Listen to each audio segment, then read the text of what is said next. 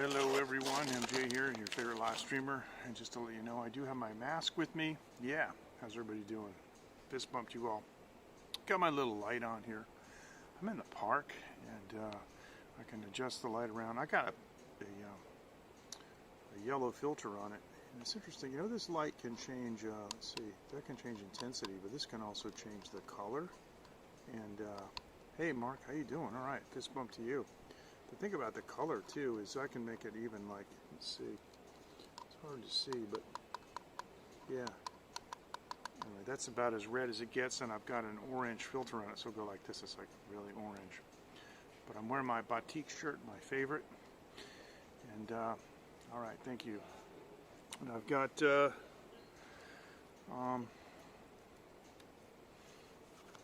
know, some of my favorite Tondenya. And I got some of this. The CNC company has come out with this green apple soda. It's pretty good, and I just use it a little bit, you know, just put a dash in just for a little bit of flavor. Hey Dean, how you doing? Fist bump to you. And of course, I'm outside and whoa, garlic peanuts, man. These are the best. You guys gotta have these. That's pretty cool. There's some other guys over there, I guess. I don't know if they're Taiwanese or Vietnamese. I can't really hear them. And Matthew, fist bump Dean, fist bump Matthew. How's everybody doing? All right. Now, interesting, Mark, that you're here, because the other day we were talking about, we just happened to, we do this a lot. We drift into different conversations, right? And you asked a really good question.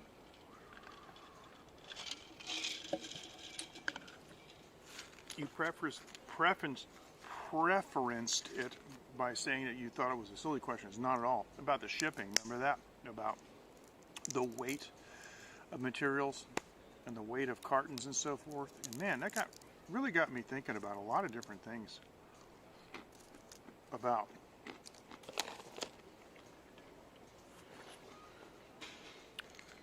old school manufacturing engineering. And the fact that I was trained by Japanese, or trained in, let me rephrase that, I was trained in Japanese manufacturing practices, which made, at the time, made my skill set very valuable, because in the States people were trying to implement what used to be called JIT, now it's called synchronous flow, or lean manufacturing. They didn't know how to do it. And I introduced the Kanban system at Cybex. It worked out very well. I ended up doing it company-wide. It ended up hiring a top-notch specialist in that field by the name of Don Giles, and he took him the rest of the way.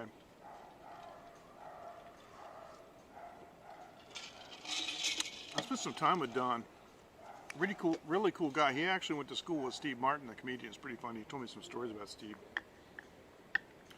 But he had a spreadsheet that was linked. It must have been linked to, I'm not kidding, at least 100 other spreadsheets. But boy, once you started to look at these relationships, it really started to make sense.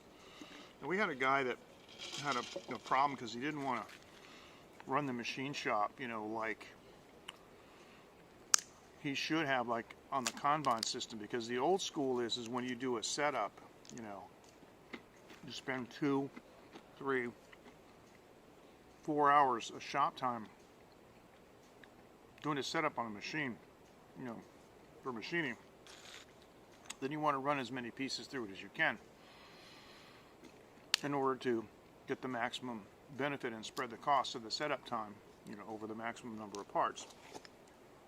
But we now know that's not necessarily the best way to do it, because you'll end up running parts that you don't need, and they sit in the stock room, and you don't want to have the value added of the machining sitting there, because that doesn't make you any money. Numerous examples of this. Here's a really great book called The Goal by Eli Goldratt. And actually our company, our boss was really forward thinking. And he's the same boss that I took to Thailand, by the way. And he had our company study this book. I had an off-site meeting about it, and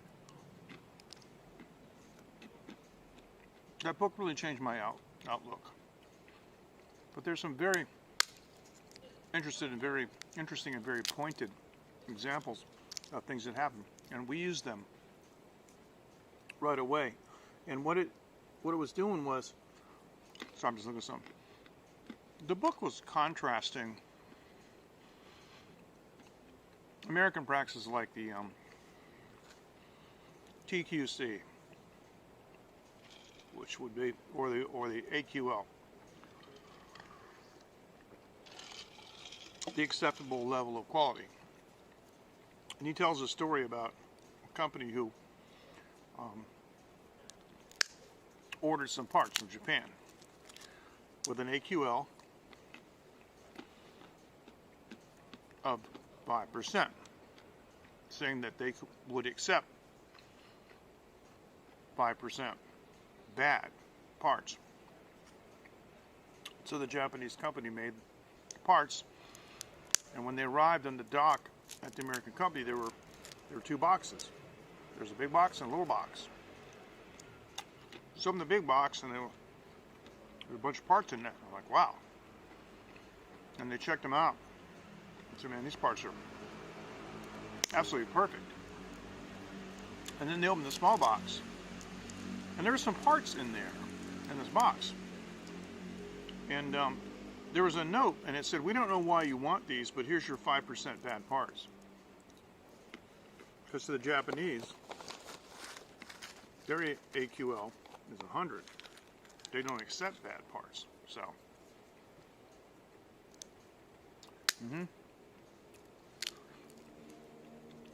yeah, that's a good question. Now, since you are overseas, unless I specifically quote what we call CIF, which would include the shipping, and by the way, you never want to do that. I'll tell you that in a minute. I would quote FOB, freight on board. That would be FOB Taiwan. How you doing? You're welcome to join our discussion, but I'm not going to tolerate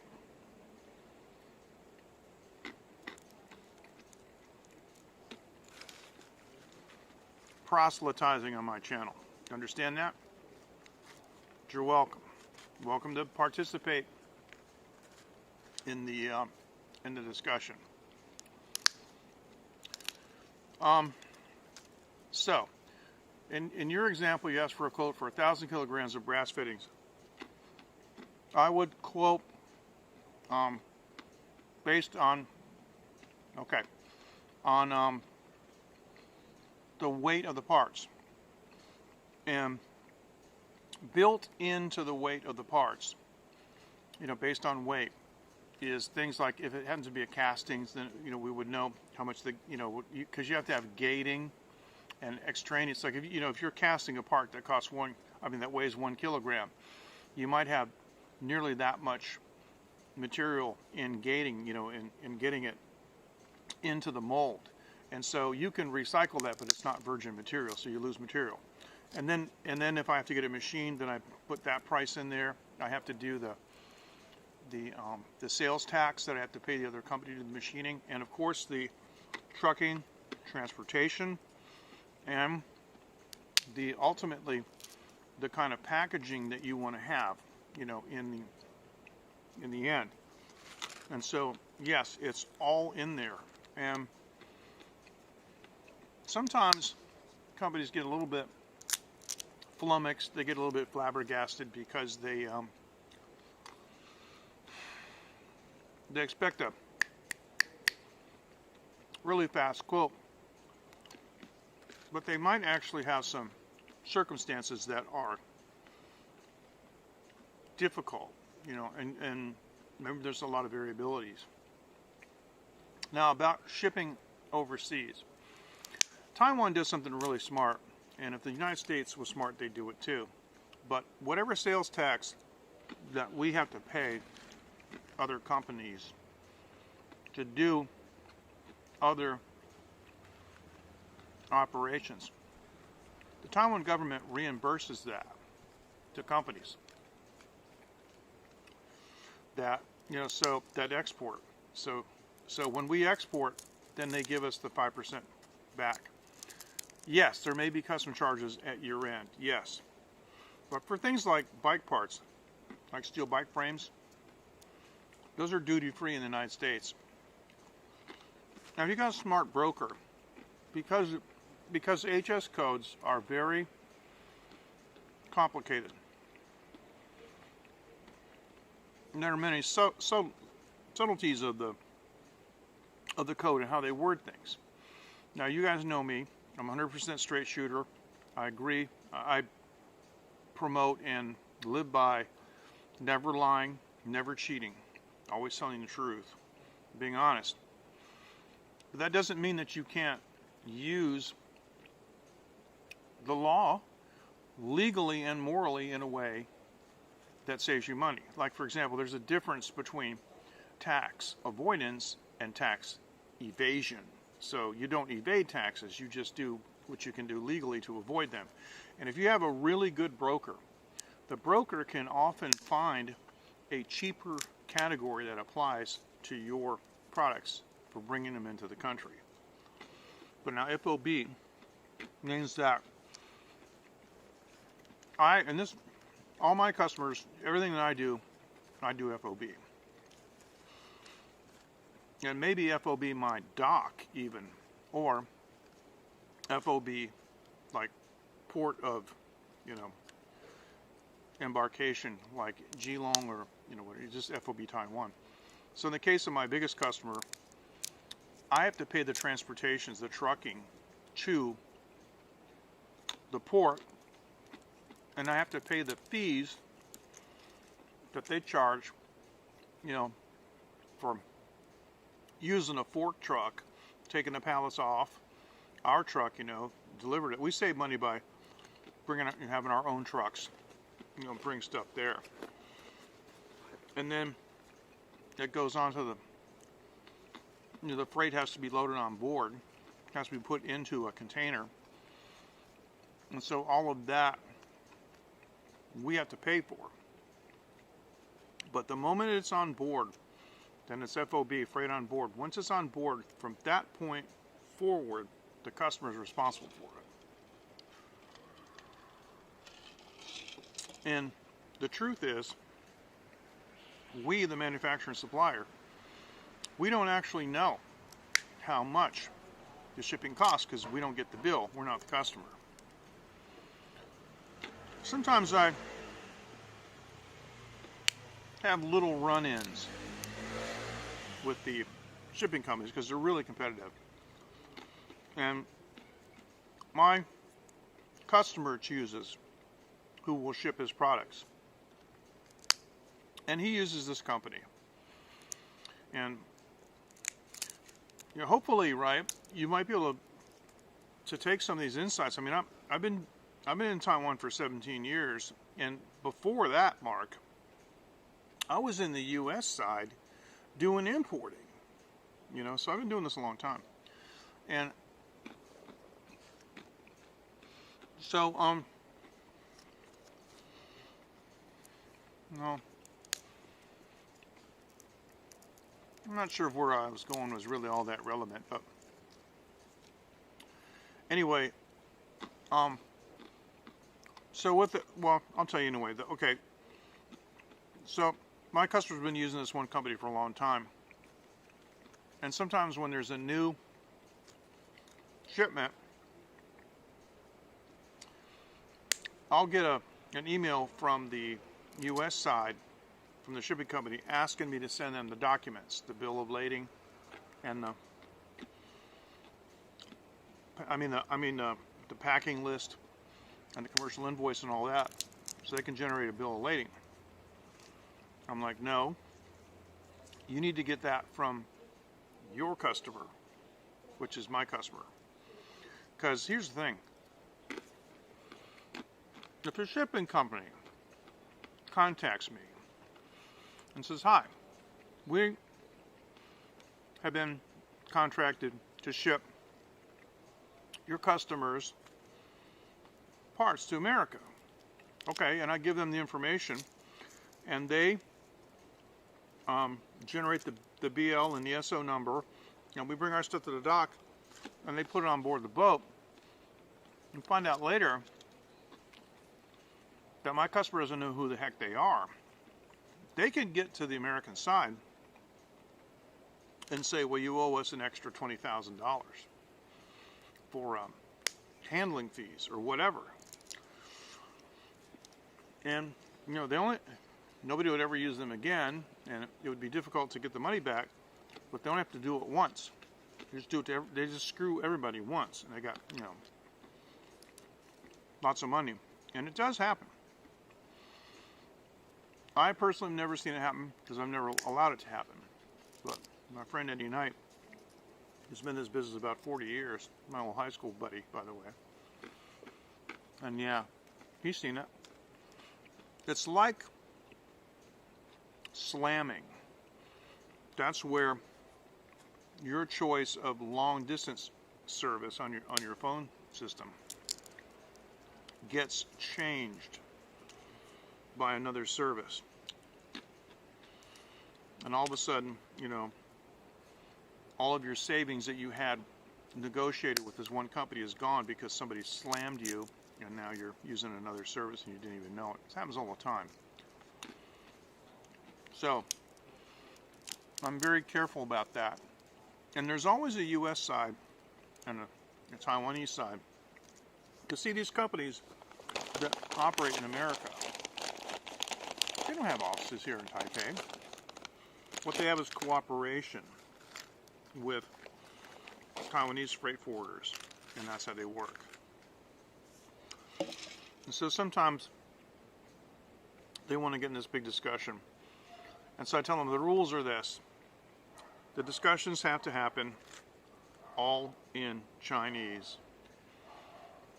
and not with the U.S. side. The U.S. side doesn't speak Chinese anyway, because that's the only way we can get stuff straightened out.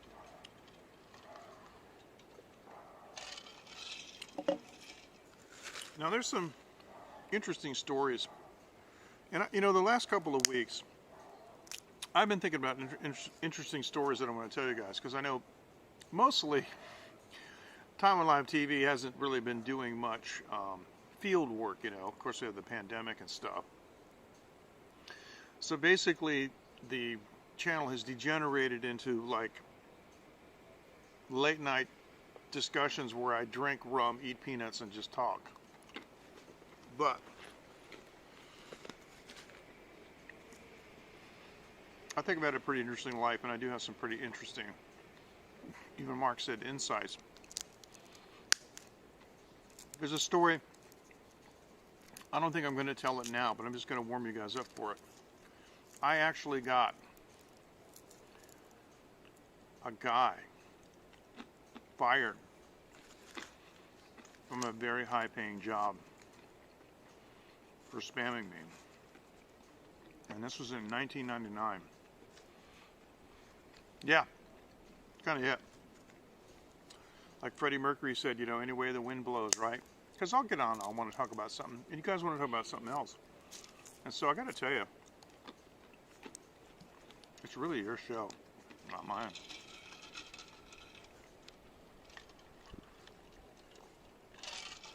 If I had an actual show on, you know, like international shortwave, that would be really cool.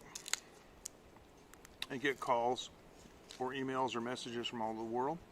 Like whatever people want to talk about would be okay with me. You guys know Mike, Psoriasis Channel. He often asks some pretty pointed, direct questions, you know. And I like to answer those questions. And I don't mind that at all. And there's no need to flatter me about it. But one of the things that I was thinking about today, and what is this? Is that a peanut that's in there? What the heck is that? That's funny. I'll have to look at that later.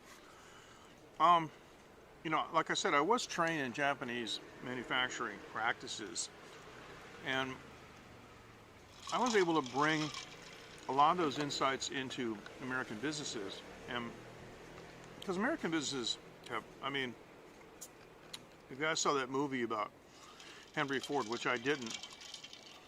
And Henry Ford was talking about how one of his factories was building, you know, war machines.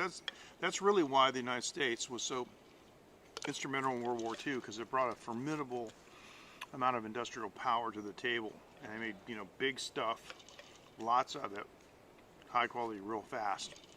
And Taiwan's like that. Taiwan has tremendous industrial capability. In fact, right here in this neighborhood, you guys heard me talk about this huge factory they've been building right over there. It's like 12 stories high, and the crane was all on the other side of the road, you know, grabbing stuff and bringing it back over all the time. And I saw the name on it. It's a new chip factory, and this is a monster of a factory, and it's right down the street. I got to show this. I got to make a little video, maybe a short, and show that. So there's a lot of manufacturing capability, but it's like anything else. If you don't, you can have all the power in the world, but if you don't wield it properly, you can't really accomplish anything. And so I was talking earlier about that book, The Goal, with Eli Goldratt.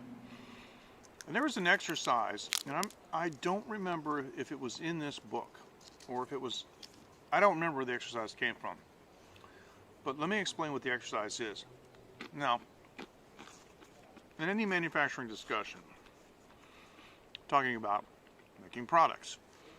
And so the hypothetical product is called a widget. You guys have heard this before.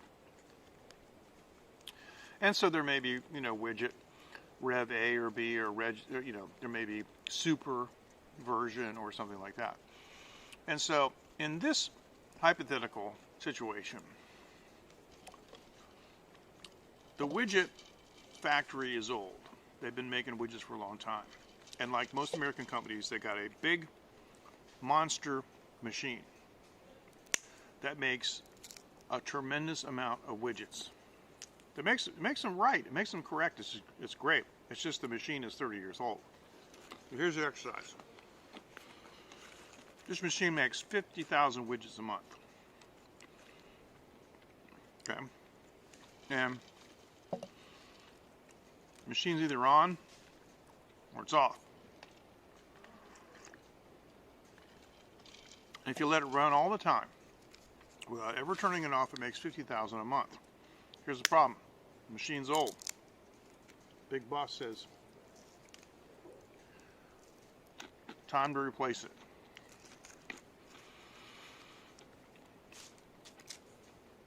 It's no longer made anymore. Can't get parts for it.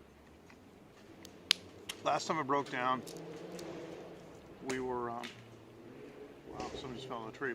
Last time it broke down, we were offline for 3 weeks.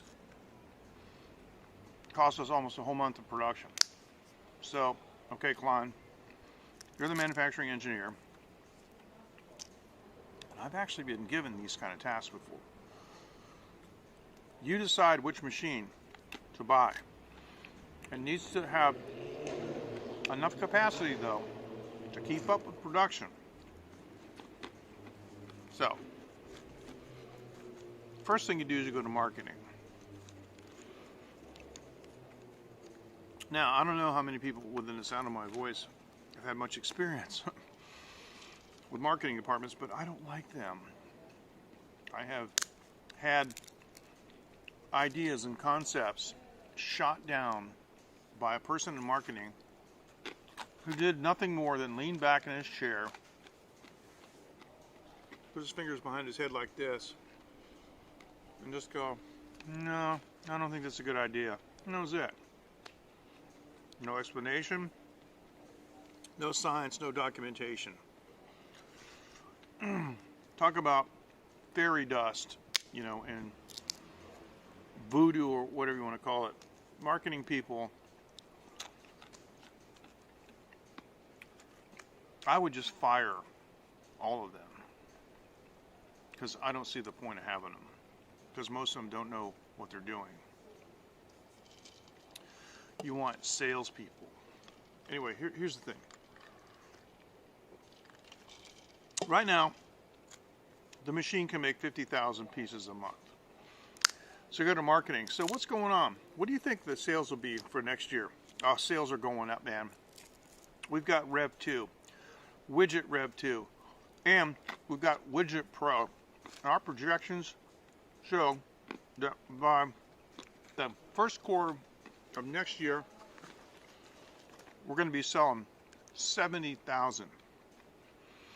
And by the end of the year, we could be selling as many as 90,000 widgets a month. Okay, great, thank you. So you take this information down. Then you go over to sales. Now that's where the real numbers are. Sit down to the sales manager. Hey, I got to replace this old machine here. So I'd like to know, what are we actually selling? And the sales manager goes, well, look, things used to be really good, and we're making, 50,000 a month. We're selling them, but we're making 50,000 a month, and we're selling 30,000 a month, and we're like right now we got 20,000 in stock for this month. So our numbers are showing that they're going down because our competitors are getting wise and they're coming out with innovations and things, faster than us. And our Widget Pro already has a competitor for it. It's being sold now. Okay, so then you ask, all right, well, what do you think, for example, the next year's numbers will be? And the sales manager says, I have no reason to think that our sales will be any higher this year than they, next year than they are this year, even though we want them to be and we're going to do our best. We don't have any reasonable expectation. So then you go back to your office and you're thinking, I got an old machine I got to replace. It makes 50,000 widgets now. Marketing got their head in the clouds. They think we're going to make 70,000. We're going to be selling 70,000 a month. Sales is telling me 30,000 a month. What do I do? So the question is, what would you do? The answer is very, very, very simple. Really simple. Remarkably simple. Ridiculously simple. And when I tell you what the answer is, you're going to go. You're going to feel stupid. Because I know exactly how I feel. But when something happens that makes you feel stupid, you're not likely to forget it.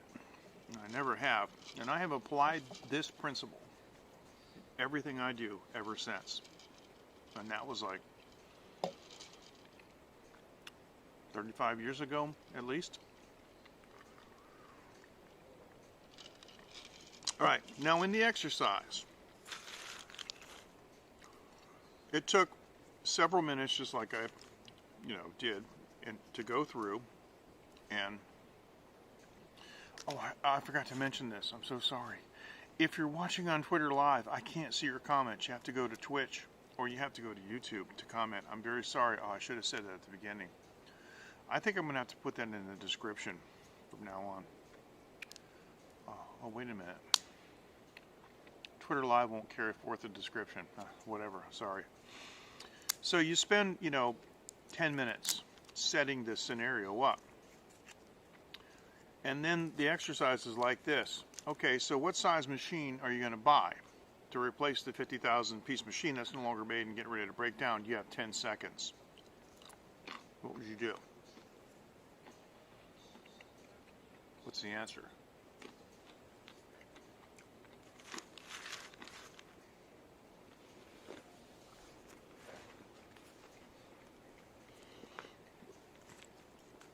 let you think about that for a second.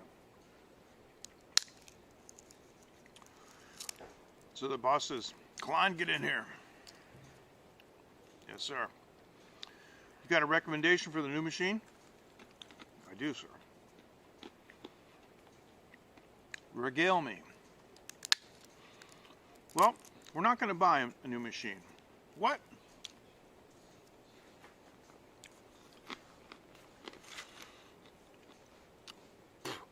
We're going to lease.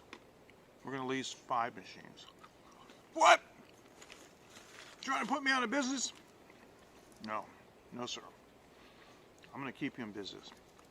Hear me out. We're going to lease 5 $10,000 per month piece machines. Now, right now, the machine you got makes $50,000 a month. Either runs or it doesn't. It's getting ready to break, and you told me that the last time it broke, we were offline for 3 months. Almost killed the company. If you have 5 machines, if one of them breaks down, you only lose 20% of production. So by now the boss got his attention. Yeah, go on. Okay. The reason the big machines get ready to break is because we can't turn it off to do the preventive maintenance. Preventive maintenance takes 3 days per machine, and plus we can't get the parts anymore. So we never turn it off, and it's eventually just going to break down and quit, and that's the end. If we have 5 small machines,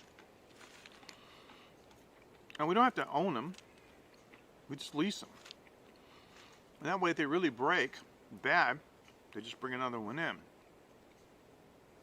But it also means that we can afford, based on our sales volume, we can take a look at lulls in the production, and we can schedule preventative maintenance on the machines. We'll take one offline and do the maintenance, and then we take another one offline and do the maintenance later. But we still maintain our production. Yeah, but what if the sales go up? At least 2 more. If marketing's right, and I'm wrong, if marketing's right, okay, I quit. But if marketing's right, then we just lease 2 more machines. And then when the boon is over, we give them back. And if sales is right, and they think that we're not going to sell any more than 30,000 pieces a year, then 2 of those machines can go back anytime. And that's the answer.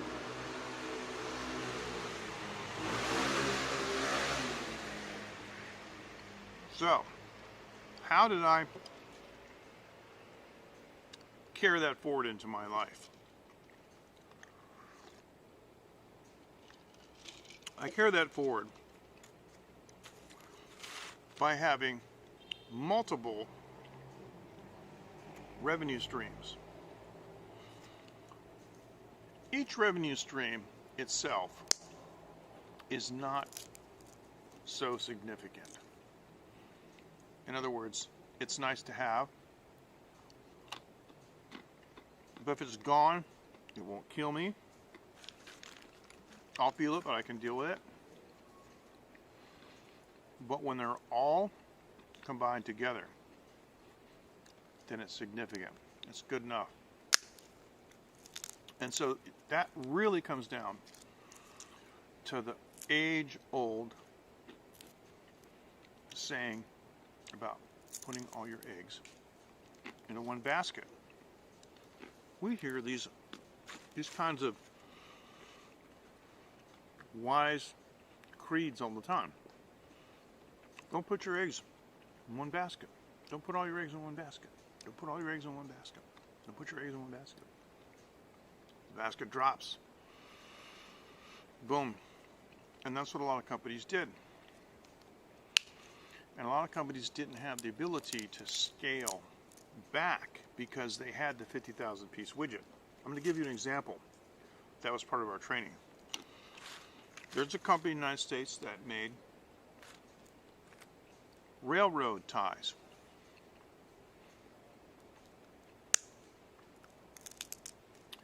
Well, that's really cool because, good question. I told you I did this in actual practice, right? We had a machine by Artos that was a wire processor.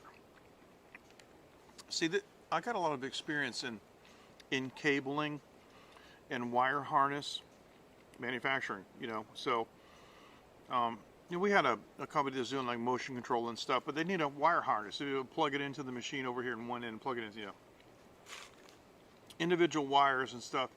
And so what is, you put a spool of wire on the Artos machine, and a pair of grips would grip it, cut out, and it would cut it and strip it, and then drop it into a basket. And so you'd do like 20,000 wires of that color, of that length, and then you put it aside. And you do them all, and then you do like 250, 300 wires, and you bring them over to the manufacturing area where they would be laid out on a harness board. We had an Artos machine in a company that I had worked for. That machine was 30 years old, and it took up, I'm going to say 4 meters of space. Years later, I went to another company, and the company's ARTOs. I don't even know if they're still in business, but years later, I went back to Artos to get another Artos machine because I was setting up a cable assembly area in a new company, and it was a desktop machine. Did the exact same thing that the old machine did. It's like the size of a big 3D printer, and it did a lot more, and it was cheaper. So yeah, the footprint, because the old machine was bigger. I mean, the old machine was 50,000, pieces capacity, and it was 30 years old. Of course, the new machines were so much smaller. The idea being that it could fit in a smaller place, each machine, but maybe total still be smaller than the original. But the cool part about it is, in this exercise, machines don't necessarily have to be centralized into one area.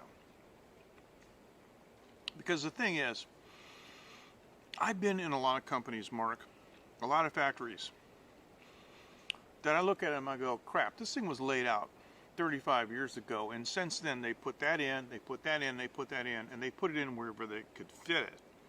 And it wasn't optimized for the flow. I went in 2004, I went to a furniture factory in Thailand, in Kon Kan province. They got a lot of wood up there, a lot of wood products. And I'm going to tell you, this factory was, oh man, I came back home, and I told my wife, I said, you know something? I've seen smaller airports than that factory. That factory was a monster. But what I noticed was, I talked to the boss. I said, the wood comes in here, it goes over there to get cut, it goes over here to get assembled, it goes over here to get the finish and the coloring, and then it goes over here to get shipped. And he goes, yeah, I know. And I said, well, why didn't you lay it out more efficiently?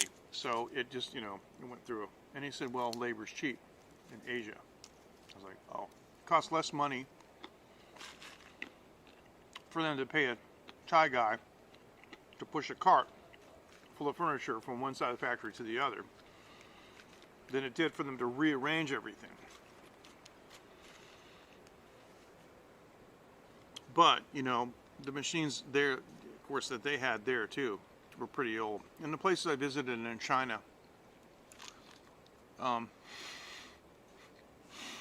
of the Taiwanese asked me in English, what do you think? I said, I think they were making parts for Hitler in World War II. That's what I think. This factory is like, my goodness. I've never seen such old, junky, clunky machines spread out in such an illogical way. That's how a lot of those old factories were. But presumably, you know, it's a good, very good, Mark, you got some very good questions, you know, and these are not trivial considerations. So obviously, you know, your intellect is intact and working very well. But the idea being that if you clear that whole thing out, you know, so. Hey, all right, Myrna, and I'm glad that you came in telling me that you're doing good, so I don't have to ask you how you're doing. Good, good to see you. And of course, lately, you know, I've been waking up in the morning, finding your Twitch notifications, and when I get them, I'm like, today was good. Good day today. Thank you. And how's your day in Texas?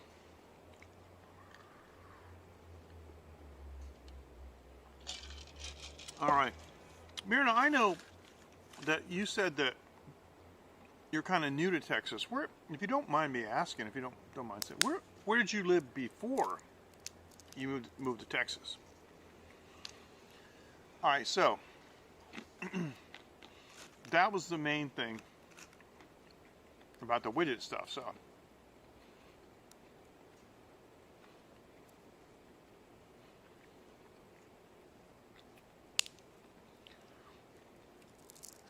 excellent, Myrna. Yeah, you may or may not. Yes, you may or may not. Of course, the Florida and California, yeah, that's cool. Now, I never lived in California, but I lived in St. Pete, Florida. And so I lived, you know, on the west coast of Florida. And so I did visit California once. And the one thing I noticed was I said, oh, this place is cool because the sun goes into the water at sundown. But, yeah. The main thing, though, Mark, is that you look at the end game, right? Because it's not a sprint. It's a marathon. And the big machine's going to break down. And it costs a lot of money to maintain. And I've seen this in so many cases, so many factories, where they got stuff that they just don't even want to shut the stuff off because they're afraid it won't come back on anymore.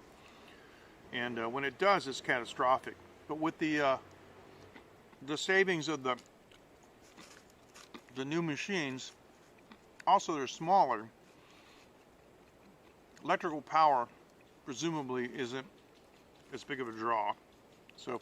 But 10 years in California and 17 in Florida. I've been in Taiwan for 17. So okay, so if you got California, you got Florida, you got Texas, which place do you like the best? I bet I can guess, but I want to hear. Well, good questions, Mike. So,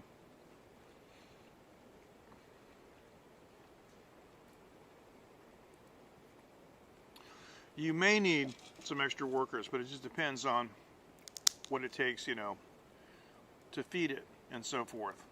You like California the best? Okay, that's cool.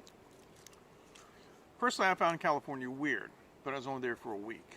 But I only went to one place, but I like the weather. But I don't think you are, because, you know, if you're the big boss, you got to consider all that stuff too. Really. But I want to tell the story about the railroad ties. One thing I noticed when I landed in California, and I looked over and I saw the mountains, I said, man, those mountains are brown. They look dead. See, because I was living in New Hampshire. The White Mountain National Forest in Mount Washington is green. And during the foliage season, I mean, the whole valley, Mount Washington Valley, looked like it was on fire. It's amazing. So, Riverside, yeah, I don't know where that is. I went to Irvine because we moved a factory from Irvine back to Massachusetts, and I went there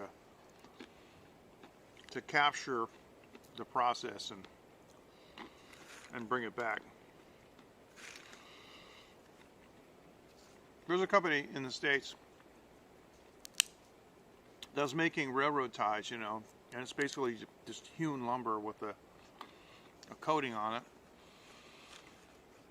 And they were a company that had kind of the widget machine, like where they could only run at one speed, Oh, really?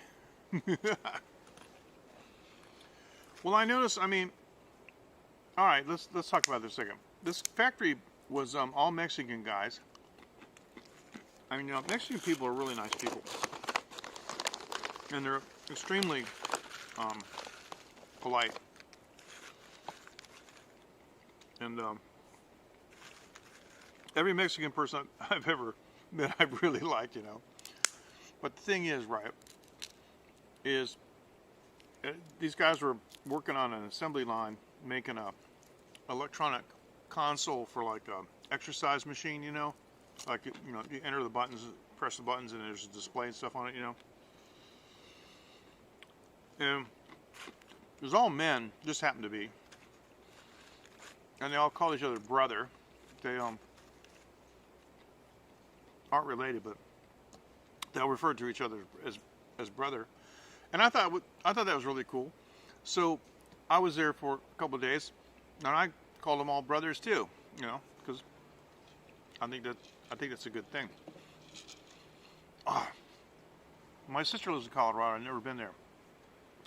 Mirna, I've always wanted to go to Arizona because when I was in the second grade, our teacher assigned us to do a report on a state, and I wrote to the Arizona Chamber of Commerce, and they sent me back an absolutely amazing, I still remember it, brochure on Arizona and the beauty of the place. And I've heard that it's basically a screwed up state, but it's still, the scenic beauty is incredible. So I don't care about I don't want to live there. I just want to visit. So I was watching these guys work, and they're slow as Christmas. They were effective, but there were 7 guys. And I'm watching them. I'm doing time studies, taking my note, taking pictures. Show me how this sets up in this test tool. Show me how you put this in this assembly fixture and stuff like that. And so I'll just do what I did. I made a document, right? Really? That's cool. Well, maybe I should visit. But the way things are going, as crazy as things are, I may never get to go back there. Who knows? I took my notes, my photographs, all the tooling, everything, all the parts, back to Massachusetts. And my boss said, "How much space do you need?" I said, "I need that whole place right over there." "Are you sure?" "Yeah." He said, "That's about 20% of the space they had in California." I just told him to stand back. I had 2 of our best girls who were Portuguese, by the way. I wrote the documentation, for the assembly procedures, and I had 2 Portuguese women on our assembly line producing more than double the number of consoles that 7 guys did in California. Now, it has nothing to do with their ethnicities or anything. It has to do with the culture of the state. Because in California, man, everything is cool and loose and like slow. I noticed it right away. You ask somebody a question and they're like, well, and New England is like, people in New England, they talk really fast. Sometimes you have to ask them to slow down.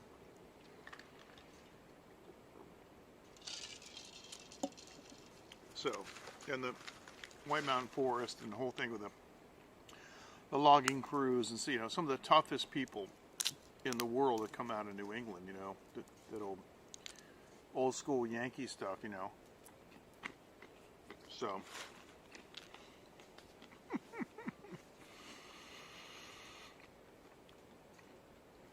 the railroad ties. Companies making railroad ties, and they experienced a shortage in sales. But because their production process was just so full on and jammed, they couldn't really slow it back so much. Because I touched on this just a little bit, talking about GIT and synchronous flow. There's a thing called an EOQ, an economic order quantity. And in Japanese manufacturing practices, they work hard to get the economic order quantity down to 1, where it is economical to make 1. But so many things that were done in America came from World War II mentality carried forward. And perfectly understandable. But sometimes, I talked about setups before. You couldn't make money unless you ran 10,000 pieces. If you made 5,000, the margin would be so low it wouldn't be worth it. And that's the problem. You can manufacture yourself into bankruptcy if you don't have the sales. And that's what these guys did. So they just kind of ignored the slowdown. They said, look, we're going to keep everybody on. Don't worry about it. We're going to, it's a little slump. We'll make it up. But their production was at full scale. They didn't have 5 machines. They had 1. So they couldn't take 4 machines off. They couldn't scale it down to demand. And 3 months later, the company shuttered their doors. They had made and put in the warehouse 2 years worth of railroad ties.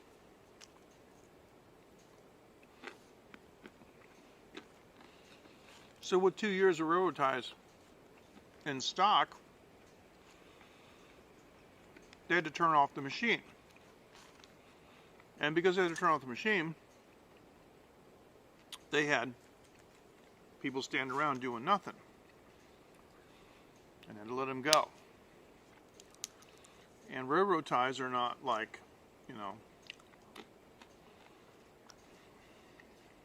soda bottles. Hey, Ken, how you doing? 2 years worth of railroad ties was a monster warehouse full of railroad ties. And the cost of just maintaining that, well, they went out of business, and somebody bought it for, 10 cents on the dollar and had 2 years worth of railroad ties and made a killing because they couldn't scale down. And sometimes I have these discussions with Taiwanese bosses and they don't understand what I mean. But the ones who are flexible and the ones who get it and understand, about synchronous flow. Because, the thing is, right, is when I finally got everything running the way I wanted it to run on my assembly lines, sometimes I'd come over there and I go, hey guys, how's it going? And they go, it's going good. And they're playing cards.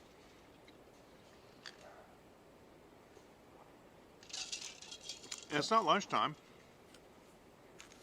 And it's not break time.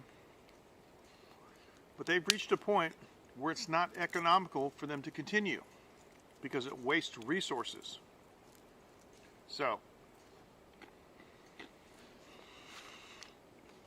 it is fascinating. Mark, I highly recommend that book called, actually there's two books. Look for a book called The Goal by Eli Goldratt. And then it's a very interesting book. It's kind of written like a novel, you know, with like case histories and stuff. I get suspicious whenever I see a woman in a black dress, like miniskirt. Anyway. Good, guys. The other book is the Toyota Production System. That will open your eyes, especially if you can get the unauthorized English version translated from the original. Because the authorized English version leaves out a very important chapter on America, the big crybaby company, or big crybaby country that was complaining about Japan killing them in automotive manufacturing. But I had some insider knowledge on that. They were dumping. So here's what happened back then. You guys remember the sure can. Yeah, of course I can. I'll post them in the line group because you're in the line group. But yeah, I'll tell you what I'll do. I'll see if I can find them in Kindle. You know, because that's how everybody reads them nowadays.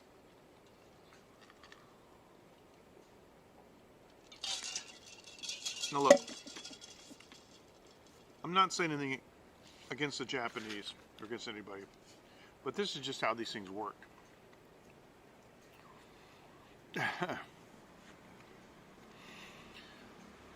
Yeah, but Ken, you're a manager, so yeah, this is like your thing. I remember one time though, I went to a store, I forget, like a hardware store, and I bought something. And at that time, you know, I was a manufacturing engineer, fully involved in factories and assembly line design and documentation. You know, I wanted to buy something, and there's a kid standing there behind the counter, but I was talking to the boss. He's older than me, and he looked at the kid and he goes, "Do something, move." And the kid's like, you know, and he looked at me, apparently, because he thought I would agree with him. He goes, "Gotta keep moving. You gotta keep moving." And I almost went, no, you don't. I'm going to give you a very classic example of that. My dad was a Honeywell engineer, and his specialty was flame safeguard equipment. That's where you have a gas-fired system like with furnaces, and there's a thing they call a peeper that looks for a pilot lamp. If there's no pilot lamp, it doesn't turn on the gas. My father also was an expert in pneumatic systems. And when you're looking at like pneumatic power for something, the scale is between 4 and 20 psi, because you can't have 0 psi, because 0 means that there's no air pressure and you don't know if something's functioning or not, if there's a leak, or if there's, you know, if there's no power at all. So 4 is 0, and 20 is 100%. So my father spent 6 months in this factory balancing all the airlines that went around the whole factory and went to all the pneumatic controllers so that, 4 psi was 0 and 20 psi was 100. Okay? So it takes, a little bit of math and a lot of calibration to get all this working. So I was like 14 years old. My father comes home, and the first words out of his mouth was a swear word. Dadgummit, blah, blah, blah. So, what happened? He says, there's a mechanic in the factory. I didn't have anything to do, so he wanted to look busy. Yeah, go on. Well, he took a wrench and he walked around the factory, and every single pneumatic pipe fitting that he could find, he put the wrench on it and he just tightened it. Just, make sure. Boss is breathing down his neck. Gotta keep moving, right? He destroyed the calibration of the entire system. Ooh, I think there's some dog mating activity going on over there. Because everybody knows Boyle's Law, right? So yeah, this guy tightened up all these pipe fittings and he changed the pressure. And my dad had to spend 3 weeks doing recalibration that didn't need to be done just because somebody was looking for some busy work. So, I know what you're saying, Ken.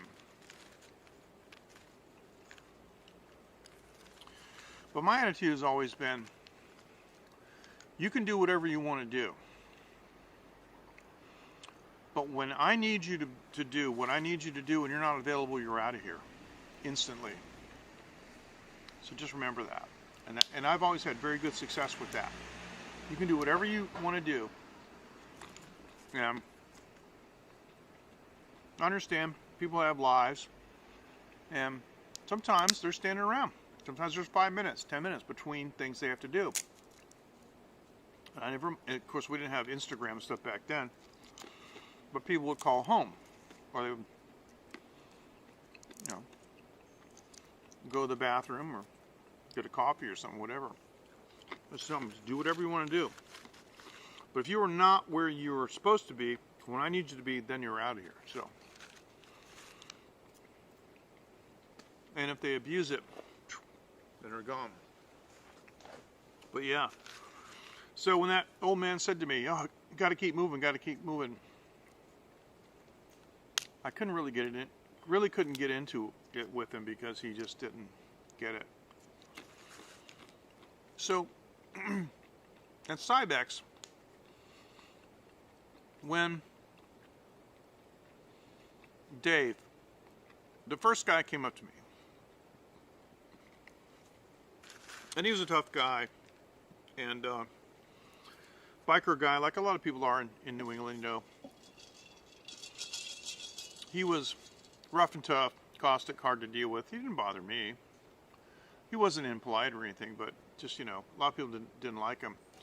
But he's complaining. I said, look, I want to help. And he was very skeptical. Nothing's going to happen, And I said, look, you got nothing to lose, right? He said, yeah. I said, here's what I want you to do. Just one thing. I said, all right, what is it? I said, give me the number one pain in the neck part that you've got. Do you know what I mean? The one that causes you the most amount of problems. The one part number that if you hear that number, it makes you mad. He goes, I know which part number that is right now. I said, what is it? And he wrote it. he gave it to me right off the top of his head. So I wrote it down. I said, okay, I'll get back to you. And he left. He was not very happy. I put that one part number on the pull system, the Kanban system. In other words, the shop did not make that part until there was a pull from manufacturing. Now, I went to the machine shop and I made sure that they understood that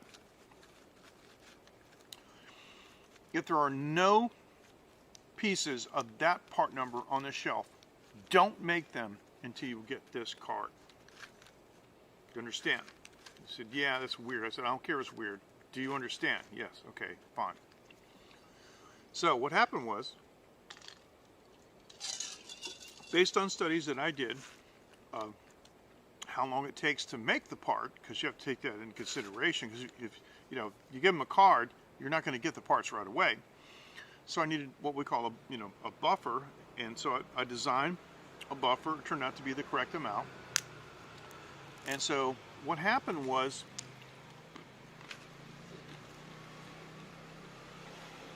the card came in, the guy made those parts. Uh-oh. Well, Ken, hopefully I'll look for you in the replay. Thanks so much. Sorry I had to go back into work, man. Take care. I know you're a hard-working man, so take care. Thanks for coming in. Always a pleasure. Card came in. He made the parts.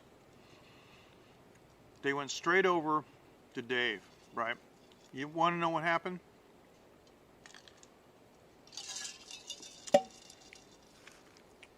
One week since I first had Dave in my office. 1 week later, he came to my office. His attitude was completely different. What can I do for you? He was almost apologetic. He said,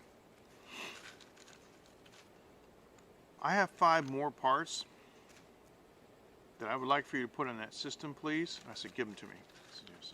Done. Really? Yeah. I got it. So I put those parts on the Kanban system. So then what I did, because Cybex had a tremendous capacity and some very amazing people within our manufacturing engineering department, I said, I need a new type of bin designed. Go on. So I had a design. I made a sketch. We needed somebody to do like a real drafting drawing. And then guys in our manufacturing engineering department programmed the punch machine, and they punched out and bent up some beautiful new bins that had like an angled front. I had worked with Dave because I wanted Dave on board. It would a correctly angled front end on it to make it easy to get the parts in and out of. And so I got buy-in from all these people and got their approval from all these people. And so we built 5 of those bins for those first 5 parts, and it worked so well that when we put the entire plant and every controlled part number on the Kanban system, we had one of those bins for those parts. And it was amazing. Suddenly, all the supply problems went away. But then they started coming back. And I'm like, what's going on? I'm looking at the bin. Well, the card was sent to the shop 5 days ago. Well, the buffer on this is 3 days. What's going on? So I had to talk with the machine shop boss. And there's 3 or 4 Kanban cards sitting there that he hasn't processed. Hey, what's going on? Why haven't you done this? Well, I'm waiting for a couple more to come in. Why? Well, I got to justify this setup. What? Look, this says that I'm supposed to run 50 parts. I can't tell my guy to do a 3-hour setup to run 50 parts. I said, why not? He said, well, it's not good economics. Are you an economist? No. Are you? No. I'm a manufacturing engineer who studied the economic impact of these principles. And you know, Japan is eating our lunch, right? Well, this is why. When these cards come in, you are to process them, whether you like it or not. I'm not going to tell you how to run your shop. You run the shop, you assign the guys you want. You do whatever you want, but when that card comes in, you run it. When it comes in, do you understand that? And he said, no, I don't understand it. I said, okay. We can work on that later, but what I need you to do is to do it.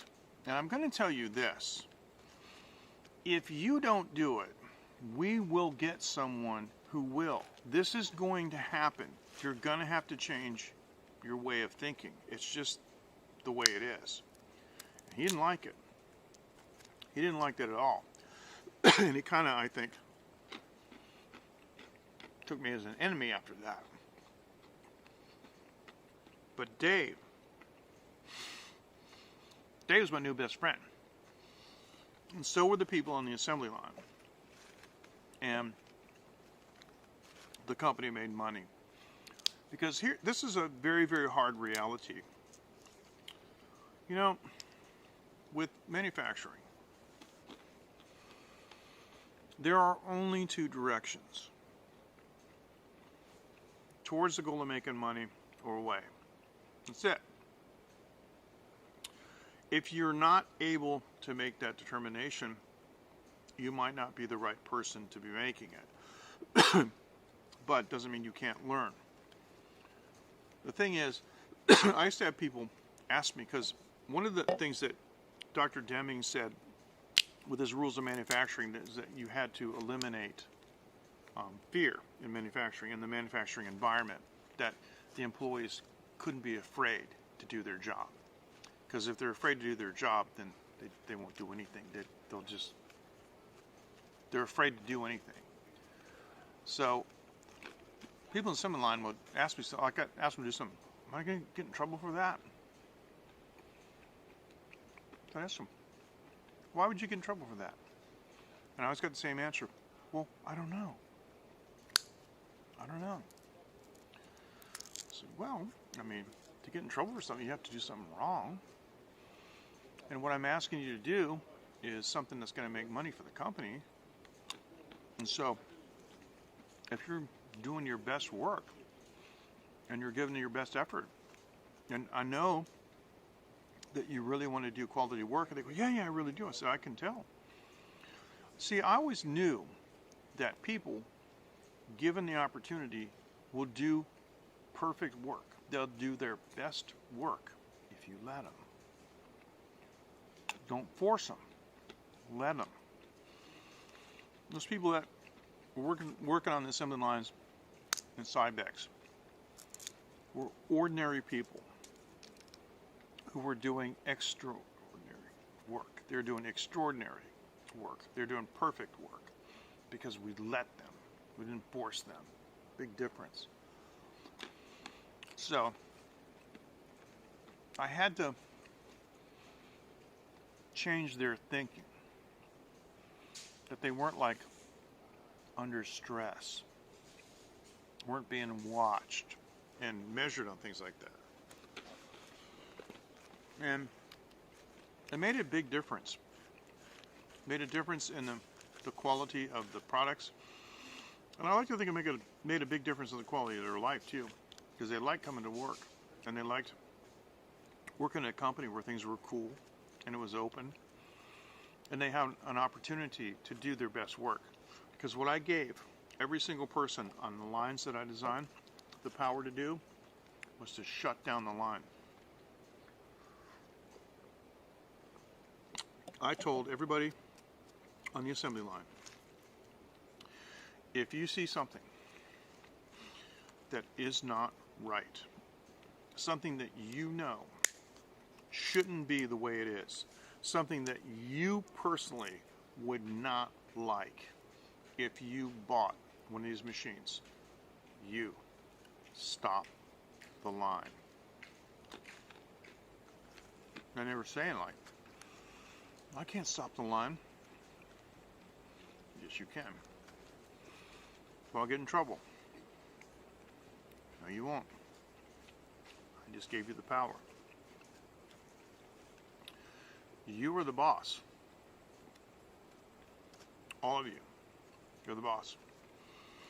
And we train them to inspect the work of the person who came in front of them, but not to make it personal. And it ended up being really, really nice. Somebody would say, oh, go back and do it. No, you forgot that. Ah, thanks. It was really nice. Thanks, Myrna. Thanks for sticking around for so long. This must have been boring. But it's nice to learn a little bit more about you. I appreciate that. Thank you. And you take care and enjoy the nice weather in Texas. Because it's nice here. Boy, it's really nice here tonight. And so, not very often, but I remember the first time somebody stopped the line, and they were timid about it. They came over to see me. Bye-bye. Thank you. And I ran out, and the first thing I do is, I think it was Deb. I forget. I got my hand, on her shoulder. Says, "Hey, you did the right thing. Let's take me over here." Yep. Oh no, good. No, fantastic. No, you did the right thing. No, this needs to be fixed. Thank you. And that gave everybody confidence. See, all I did was I didn't empower these people to stop the line. I empowered them to make perfect products. Because they didn't want to stop the line. They only stopped the line if they had to. And so, if you're a manager and you can develop that kind of attitude in your employees, man, you'll get tenfold, 100-fold back from them rather than the old school. Because what I saw in Taiwan one day, it's a guy that I know that does manufacturing, and he has a sales division in the company. And he has 2 sales offices. And he was bragging. He showed me this. This is amazing. He has complete surveillance on these people in their offices. He has cameras in both locations. Multiple cameras all around the place. But not only that, he is screen capturing every single thing that they do. The surveillance and the mistrust was just, I wouldn't work in a place like that. For 10 seconds, I would not work for a place like that. And he was bragging and stuff. He says, "What do you think?" And all I could say was, "Wow, it's remarkable technology." And he's like, "Yeah, it really was. I'm glad you didn't press me because I didn't want to say, I think it's a totalitarian piece of crap that you're doing, and I think you're going to have a high turnover." Of course he did, because nobody likes to live like that. Nobody likes to be under that kind of control. So what we did at Cybex was we enabled people to make decisions towards the goal of making money. And given a choice, there wasn't a single person that felt like they wanted to get back at the company and do something on purpose, because that's the worst kind of situation. See, if you alienate your employees, where they hate the company, they'll purposely do stuff like, I mean, you're talking about electrical devices. They could wire something up so it kills somebody, you know, if they turn it on. They could do so many things that would cause an incredible liability to you. So why would you do that? As a manager, as a boss, why would you alienate your own workforce? But I used to see that a lot.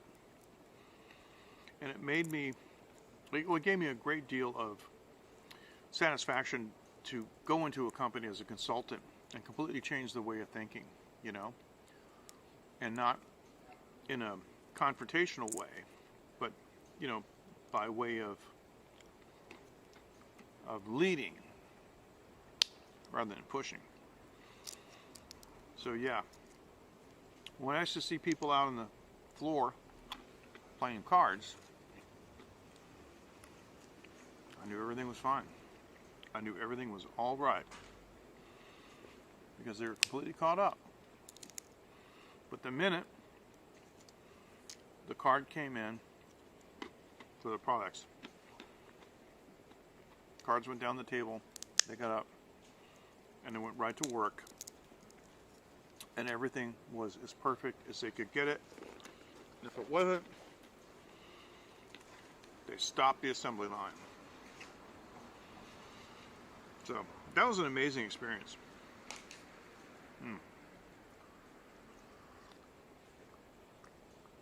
Now today, with the 15 or so factories that we work with in our consortium, they're all run by Taiwanese. And sometimes they have antiquated accounting methods and strange ways of managing things. But we still get things done because overall the quality is high here. And it's true that people all over the world, if they're given an opportunity, they will do their best work. And so as a manager, as a boss, I'm going to tell you this.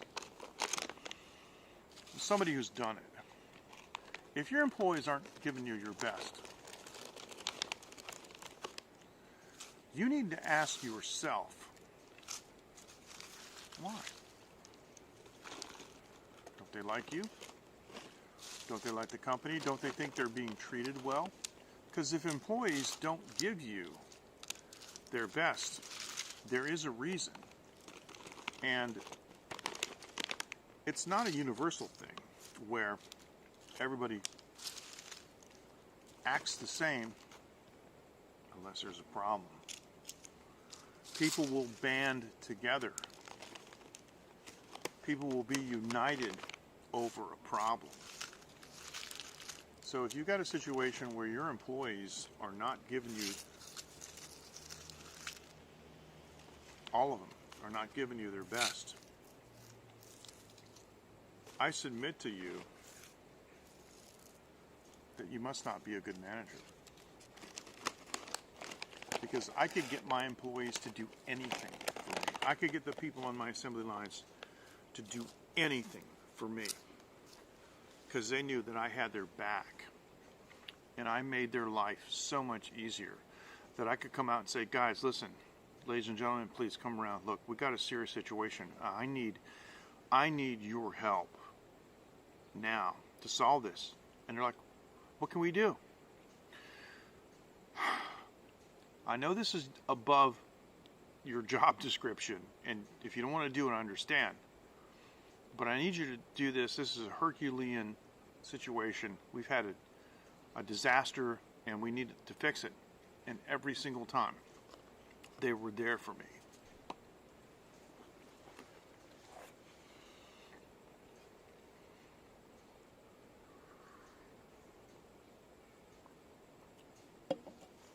All right.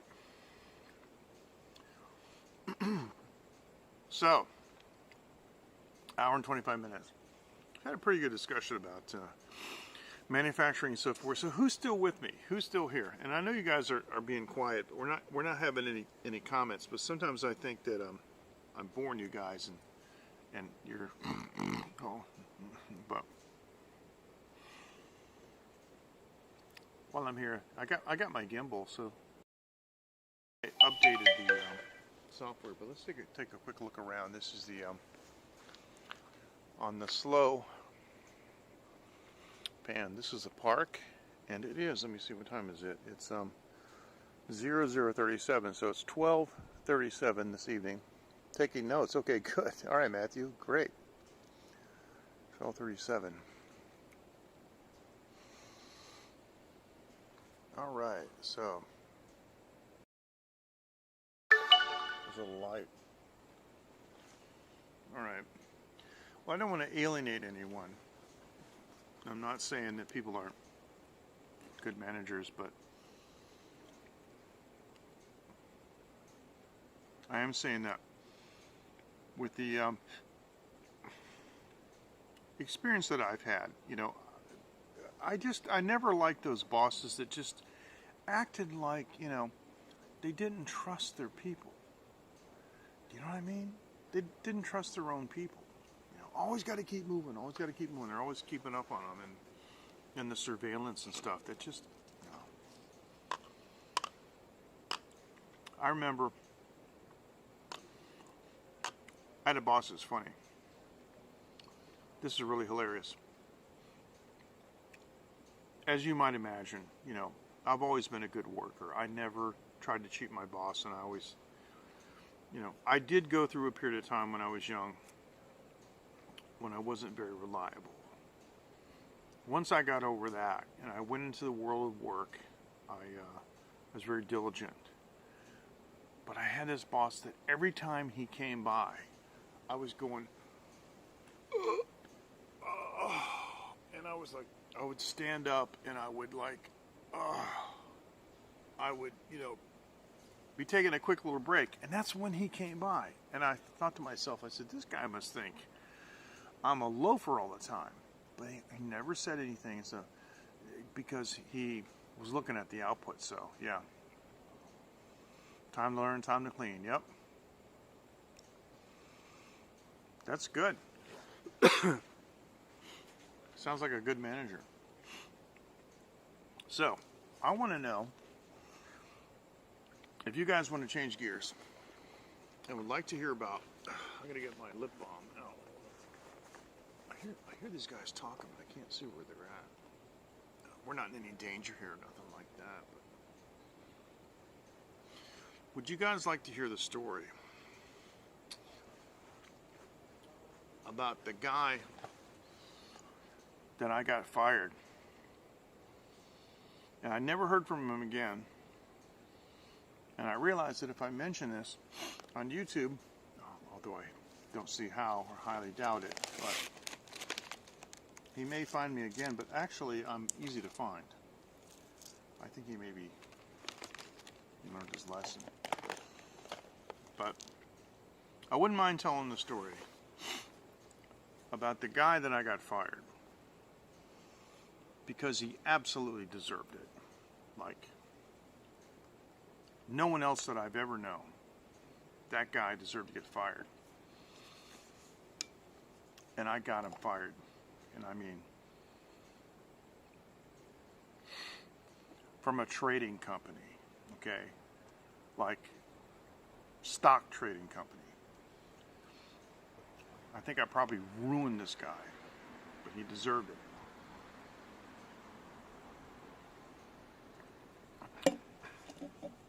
If you want, I can wait till next time.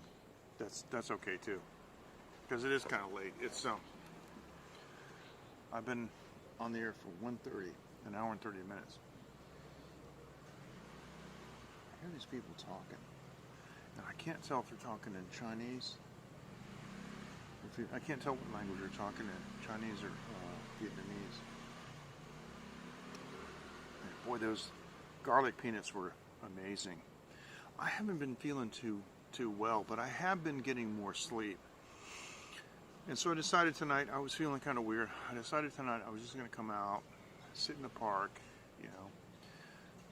do a live stream, and do have some rum and stuff. And, oh, here's some stray dog running by here. Is no problem. Not interested in me. There's a breed of dog, by the way, called the Taiwan dog. It's pretty interesting. They're quite a loyal and can be quite a fierce dog. It's not.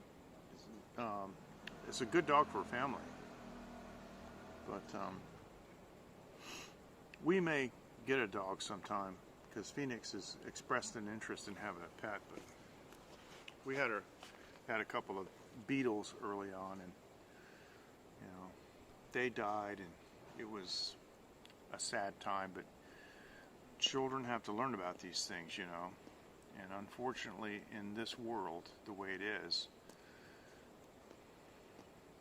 everything dies. So, if you guys want me to tell that story, maybe I should just wait until next time to tell that story.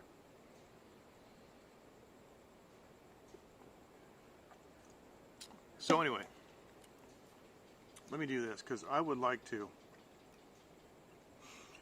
I really still want to try to promote this site, because it's not getting much traction, the pandemic community, and I don't know if people are reluctant or whatever, but I'm going to give it a year, and if it doesn't really take off, then I can kill it. But live streaming technology is doing much better. There aren't so many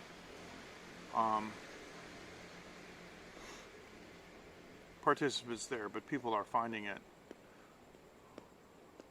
Oh, box turtles. I love those. They're great.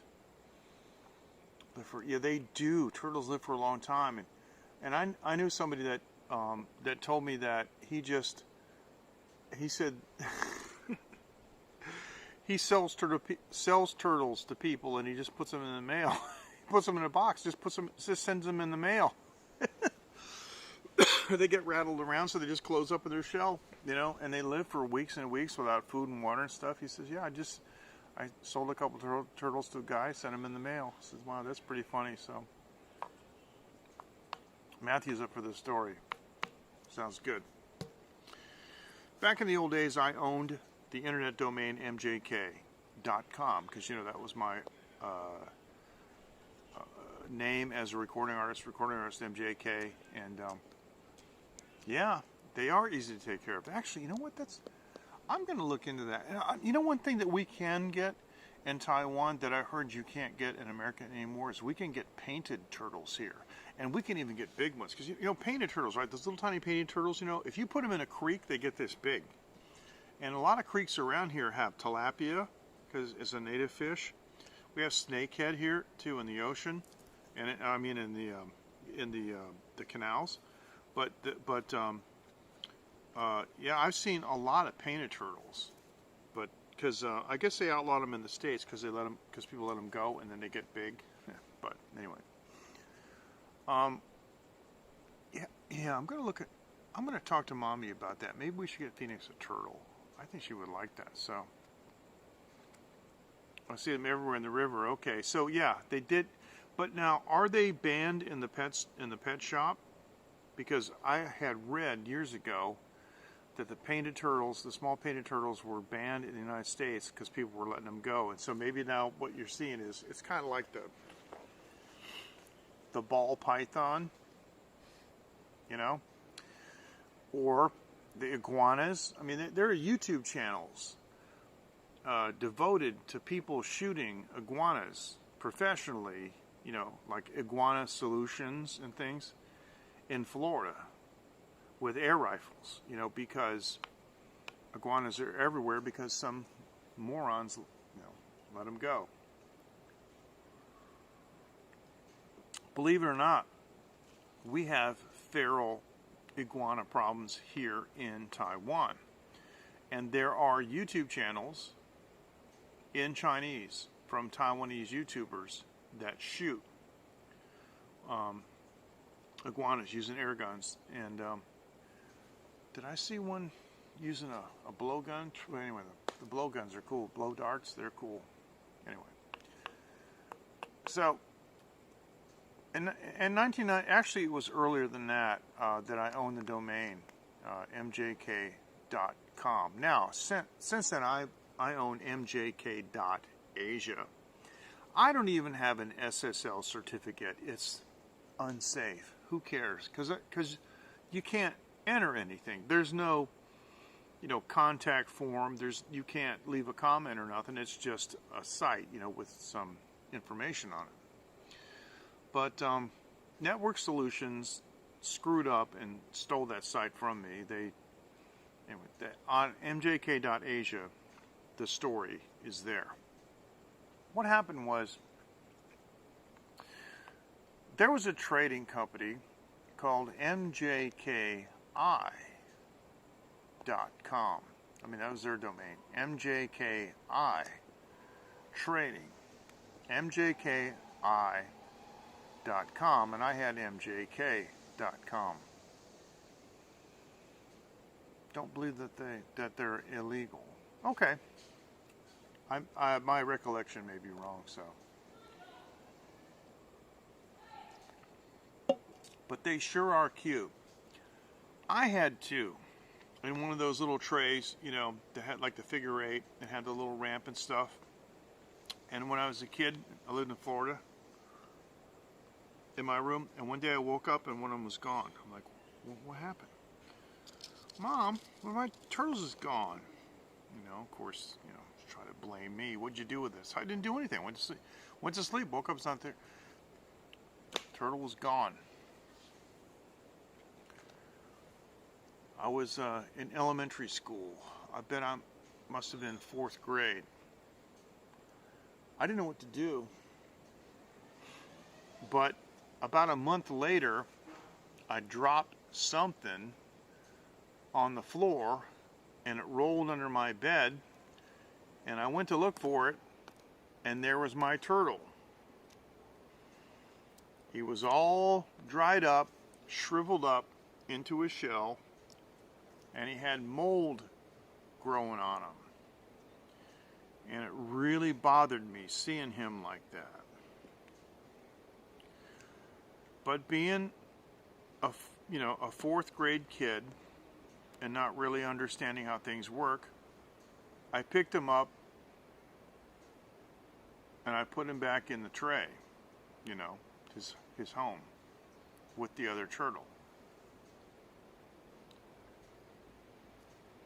And a day later, he was normal. Came back to life. I never saw anything like that.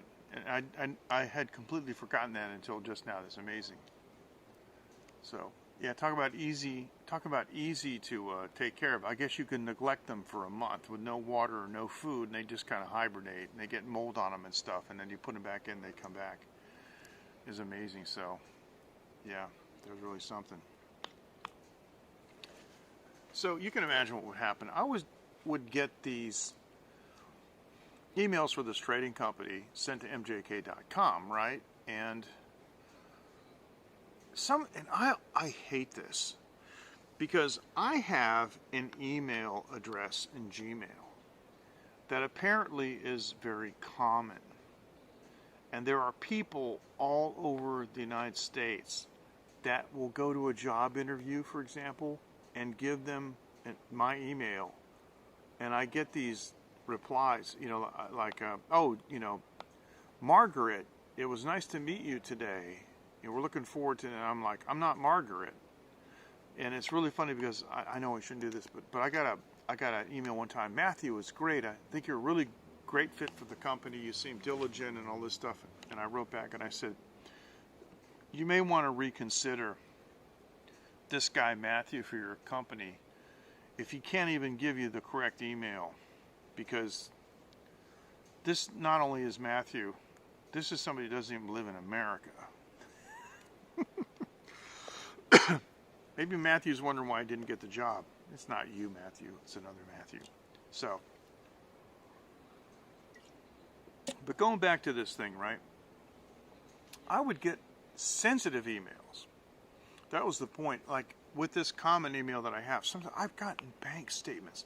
One time I got a certificate of death from somebody, and I got some medical records. I wrote back and I said, what I did was I copied their email address, I deleted the original email, and I said, you sent me some very sensitive information in the blind. I'm not the person that was the intended recipient. I deleted the email. I'm not looking at it. Don't do this anymore. So I was getting stuff from MJKI Trading, about trading.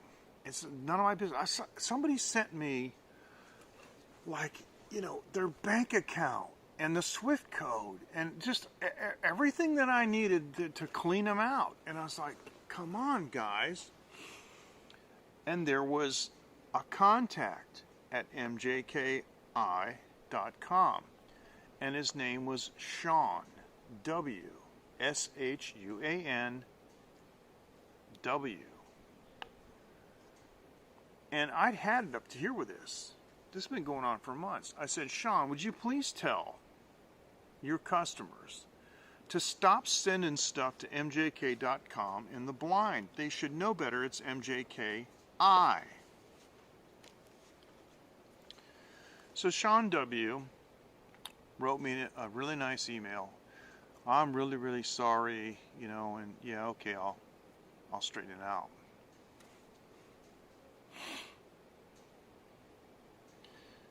From his work email. What he did after that was he went home and he decided he didn't like my tone of voice. He decided that I was not a good person, and he went to war with me at home. So what he did was he looked up the ICANN information. Now at that time, I was considered to be a rock star, give or take. Okay. Records on the radio, records in the store, Strawberries, Media Play, Tower Records, okay. Doing shows. So he decided that he was going to get back at me. And what he did was he started calling me Danny, because in ICANN, the domain registry, I had used my business partner's contact information, because if I'm a rock star, I'm not going to use my own name, right? Because of course I'm not a rock star anymore. It doesn't matter.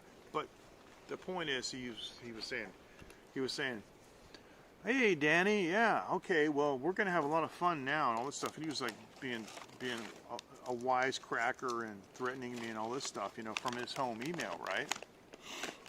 And I said, well, first of all, I'm not Danny. I mean, given what I do, my position and everything, I mean, if you think I'm stupid enough to use my own name. But he kept calling me Danny. I said, fine, whatever. And he signed me up for, I'm going to say 60. I remember I counted them. 60 email lists like MSN.com and CBS and NBC and all this stuff.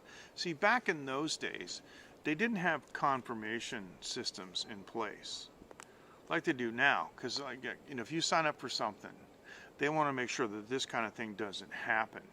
You sign up for some email and they send you an email. Okay, so did you opt in for this? Click here to complete your sign up, and if not, just ignore it, right? Well, back in those days, that didn't exist. And all of a sudden, my personal email at mjk.com was like, I had, 500, 800 emails a day coming in.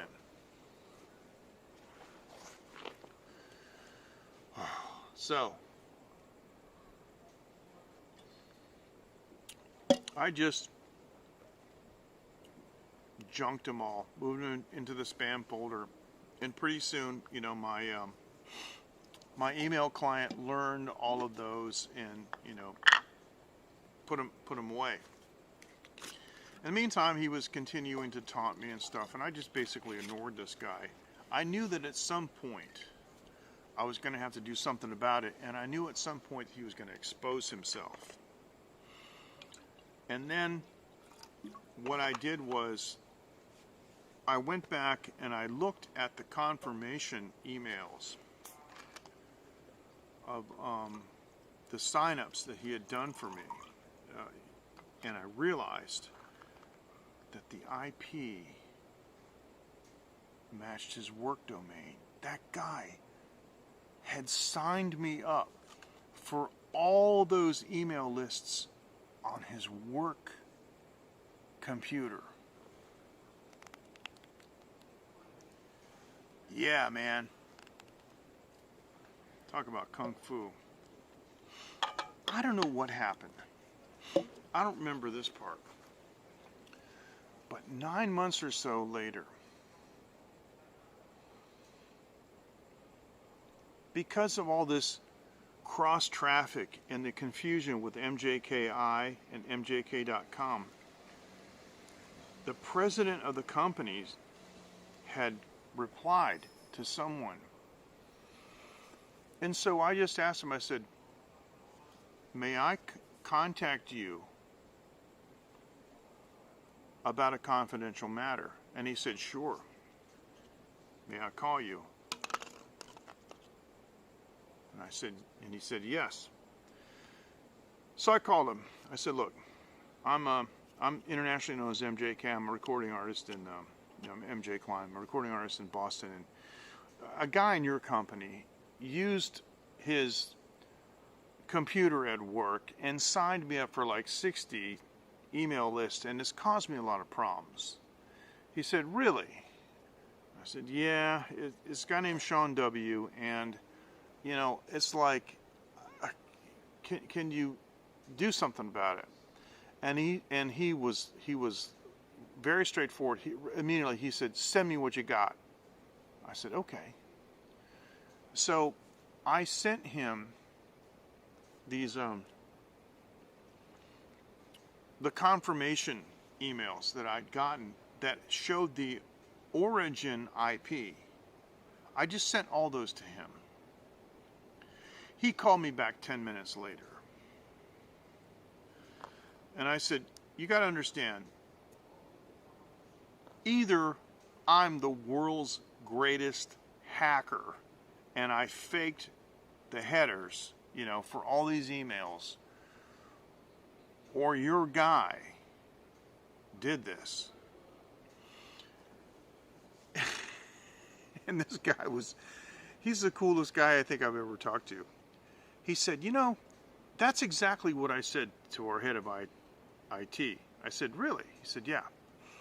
And he said to me, he said, you'll be interested to know that Sean W. is cleaning out his desk right now.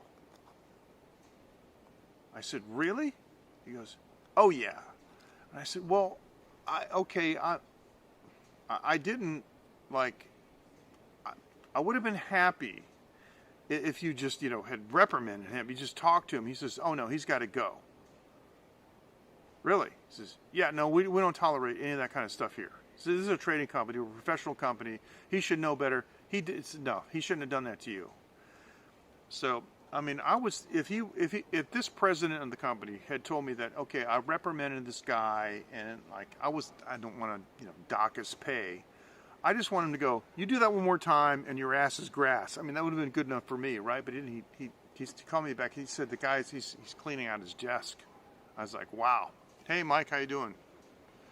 Hey, Mike, you missed some of our more interesting conversations and interesting discussions tonight. So, you know, Matthew, you might be right. You know something, that you are a perceptive person, because something tells me that Sean W. guy probably rubbed other people the wrong way, because I really didn't do anything wrong. I mean, I understand and I realize and I admit that I did come on a little bit strong about, well, you tell your customers to stop doing this because, it's really bothering me and causing me problems. But when those kinds of things happen, I mean, reasonable people usually recognize that there's a problem that's being caused by their negligence, by their omissions or whatever. I kind of have a policy. People that know me, when I get complaining or nasty emails, I generally try to wait 24 hours before I reply. It's hard because sometimes, like even the scripture says, you can have your say in your head on your bed. You're at night. You're tossing and turning. Oh, I'm going to tell that guy this. Oh, I'm going to let him have it. Oh, I'm going to give it to him, right? But the point is if you wait 24 hours and then like the rage has subsided, then you can usually give an answer, a mild answer, that's not going to elicit like a venomous reply. And you can sometimes even gain the respect of the other person, for not immediately like lashing out at them, and if they view you as a reasonable person, then you've got common ground. You can say, okay, I appreciate your position. I'm sorry that that.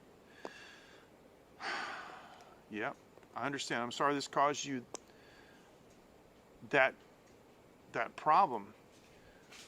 What can we do? And what can I do to help? So how can you argue with a person like that? Have you ever been to a place and you see somebody screaming at somebody, they're mad, blah, blah, blah, blah, and the other person goes, what can I do to help? How can you argue with that? I mean, the other person might scream the answer, but that just makes them look all the more unreasonable, right? So if you're trying to be, the reason I'm looking over here is all these dogs walking around. I think there's a female in heat. That's what I think it is. Anyway, so yeah, it's like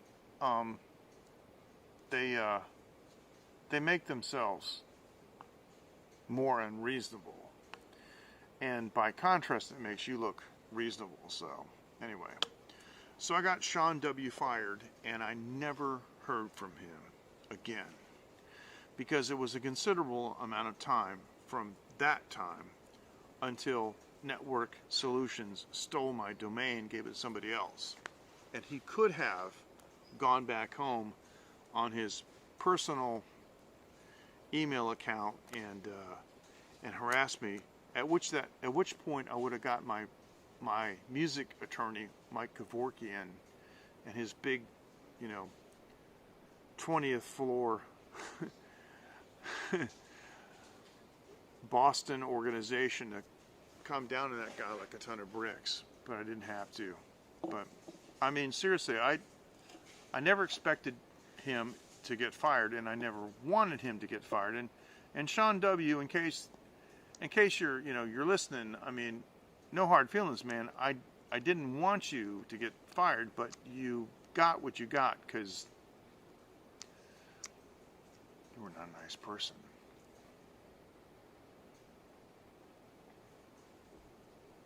So there you go. Boy, I have been sitting on that story for years. Never told it. You guys like Matthew, who've been following me for 6 years or more, I never told that story before, did I, Matthew? That's a new one, isn't it? Yeah, got a million stories. Matthew, one of my fantasies, if you will, is to be able to take enough time off eventually when this whole pandemic thing is over. This dog's behind me. Should put this down so you can see him. Oops, sorry, wrong way, sorry. Maybe you'll see him over here. To be able to go around and meet all, yeah, right. And be able to meet all of you guys. Matthew, you talked about that canal near your house. I find that stuff fascinating. Those boats and things. I find that stuff fascinating. If I went over to your house and piled in your car with my family and your family, if there's enough room in your car, and we went down to that canal and looked at that boat, I could talk about that for hours. I'd take my gimbal out and I'd shoot video of it. I might do a live stream. I find this stuff fascinating. And there are so many things. I want to visit, of course, I want to visit Coco. I want to visit Rob. And of course, I want to visit Ken Rod and, everybody else that I can think of. And Dean in Michigan, Dean in Wisconsin. Dean in Michigan is kind of an elusive guy, but I would like to see him. Yes, walking this away. That's cool. That's so cool. I would like to see him, and also Dean in Wisconsin, and I'd even like to go to Jakarta and see Sylvia and everybody else that belongs in the late night group. That's my fantasy,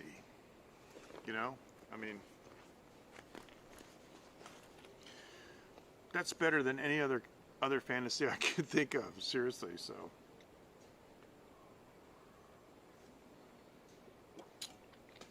maybe it'll happen. It's not going to happen this year because we're back to school and things aren't so good yet, Really?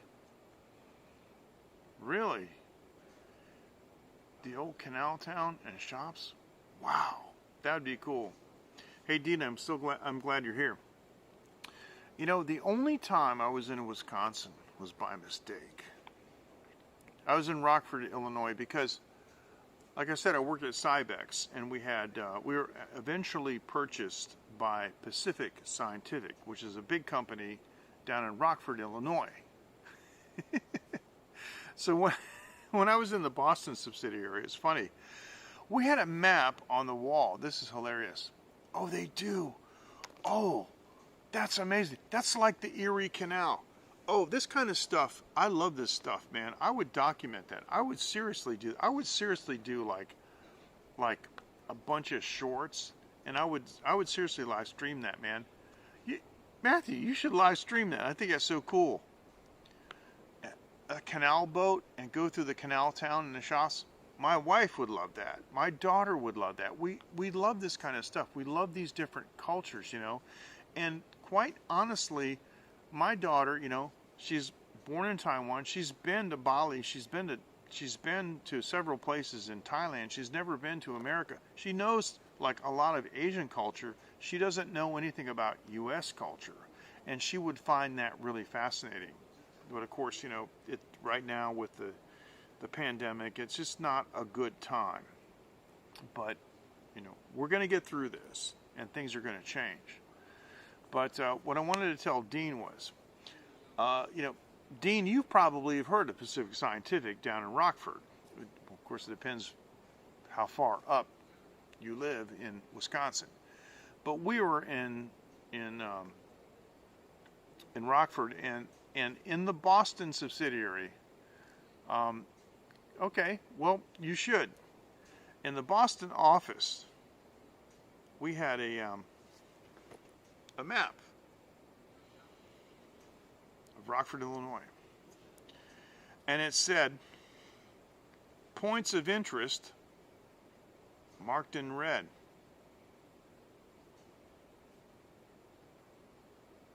I looked at the map and I said,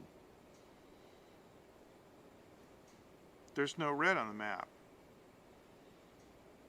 And she said, bingo. There's Janet Crystal, boy, she was really funny. But yeah, okay, there you go. So Rockford, Illinois. So I was with I had gone out to Rockford to try to solve a problem that they were having in their factory, was something that we had solved in Boston. And so basically I was just doing an in-person technology transfer. And I was with the accountant, basically, I guess. Anyway, yeah, the accountant for the Boston subsidiary, and we were on the highway. I forget where we were going, what we were doing. I don't know. Maybe we were even going to the airport. I don't know. And all of a sudden he goes, "Holy crap." I'm like, "What?" He goes, "We're in freaking Wisconsin." We took a wrong turn.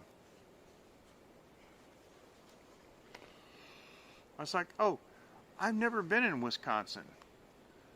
And he's like, "Well, take a good look because we're going to turn around. We're going back." And I said, "Wow, it's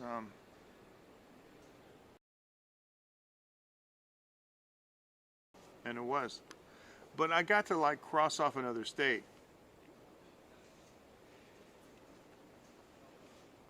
Are you kidding? Really? You're really?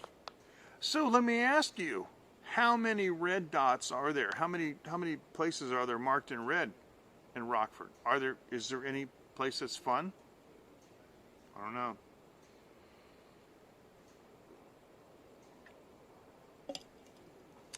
That's hilarious. I think it's so funny. See, we have a lot more in common.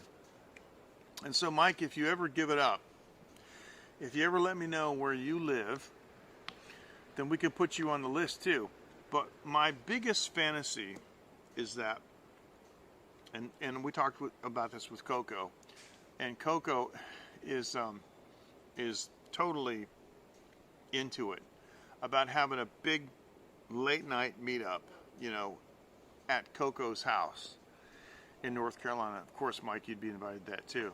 Wrong turn is always towards Illinois. Well, in this case, no.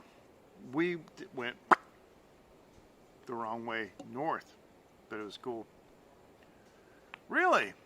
I like Cheap Trick. Mama told me, yes, she told me that big girls like you. Yeah, what a great tune, Surrender. And a Cheap Trick tune that I really like is Big Eyes, do-do-do-do-do-do. A highly underrated tune. But Mike, are there any fun places in Rockford? Or is it just like Janet Crystal said, no red dots anywhere? Thing is, I went straight there. We landed, went straight to the you're surprised I know that, huh? We went straight to the airport, and then we went straight, back. Actually, a funny thing happened, because my boss told me, now, this is the guy that I've talked about before, the guy that's testified before Congress, spoken to 2 U.S. presidents. He told me, "Klein, come here." I said, "Yeah." I says, "You go to Rockford, you do your thing. Do not stay overnight. Under any circumstances, come back in the evening." It's okay, big boss, I got it. So I went there, right? And I showed him the stuff, the technology, whatever. It's actually not too difficult, but went over it with them, and what I had to do was I had to give a report on some crap that happened, in Boston and how we solved it. And so I represented the manufacturing engineering department. I stood up my blah, blah, blah for 30 minutes, and that was it, right? Yeah. Well, it was a decent manufacturing location, city in the 80s too, which is when this happened, right? So after I got done with this crap meeting, which I hate, wearing a tie and everything, I went out on the production floor, and I just wanted to see people and meet them and stuff and talk to them. And I said, "Hey, how you doing?" "Yeah, from the Boston, office and stuff."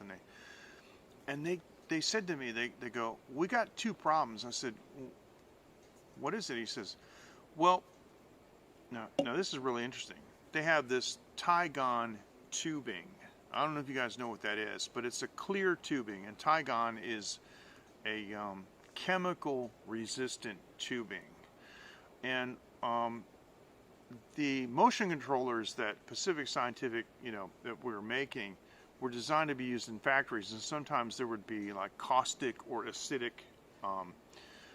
environments, and so they would use the Tygon tubing as a sheath for the wiring that would go, through and connect, the controllers with the motors and stuff. They said, well, we got these Tygon tubing runs, and we're trying to get these cables through this Tygon tubing, and it's a real thrash. We can't do it because, of course, you try to stick the cable into the tube, and it binds up, and you can't get it going. And I said, all right, who can go out to the local store and buy something? They said, Jimmy, come over here. Says, what do you want? Says, go to their local hardware store, whatever, and get me a bottle of wire lubricant. He goes, what's that? I said, just those. Okay. So he went, and he came back, and they had a big, looked like a ketchup bottle, with a triangle thing on it, and you snip the top off, a big thing of this, and it was blue. He went to the hardware store, he said, I want some wire lube, and the guy knew exactly what he was talking about, even though Jimmy didn't. He says, okay, now, here's what you do. Give me the cable that you want to pull through the Tygon tubing. And so here it is. Okay. Do you have an awl? An AWL, an awl? No. So, well, you need to get an awl, but give me like a really small screwdriver to start with. They said, okay. So I got this really skinny screwdriver, and I took it, and I went like this, and I stuck up, and I just jammed a hole through the end of this cable. And I said, okay, now I need two things. I need a piece of string and some kind of wadding. It can be cotton or it can be paper. And they said, oh, I think I see where you're going. I said, yeah. So they had some nylon cord, like a kite string. I ran it through there, and I tied it, okay? And I said, give me your, your little wadding. And I tied it on the end of that thing, and I put the wadding into the Tygon tubing, and I said, now what I need is, okay, I need you guys to do two things. I said, what? I said, I need a couple of guys to go like this and put their hands out, and they're going to get messy with wire lube. I said, okay. And I need another person to take the ketchup bottle and go like this, and you're going to go like this, and you're going to put this wire lube, all over this cable as it goes into the Tygon tubing. And the second thing I need is an air compressor blower nozzle. And they said, okay. So I stuffed that little piece of wadding into the end of the Tygon tubing. And I said, you guys ready? Yeah. And I went, and it shot through the end. And they had, their hands full of this wire lube. And it's like, and at the end I said, all I got to do is cut it off now to the length that you want. Because it took like 3 seconds. And they're like, that's it? I go, yeah, that's it. It's not any more complicated than that. And they're looking around like, and I know what they're thinking, like, why didn't we think of that? I said, well, I have a long history of working with cables. But so the wire lubricant, and they even use that in, and it's supposed to be inert, so they can leave it. You can leave it in there. You don't have to take it out.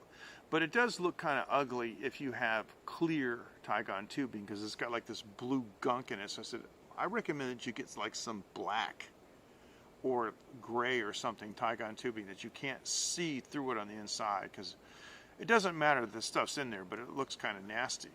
So that's what I was doing.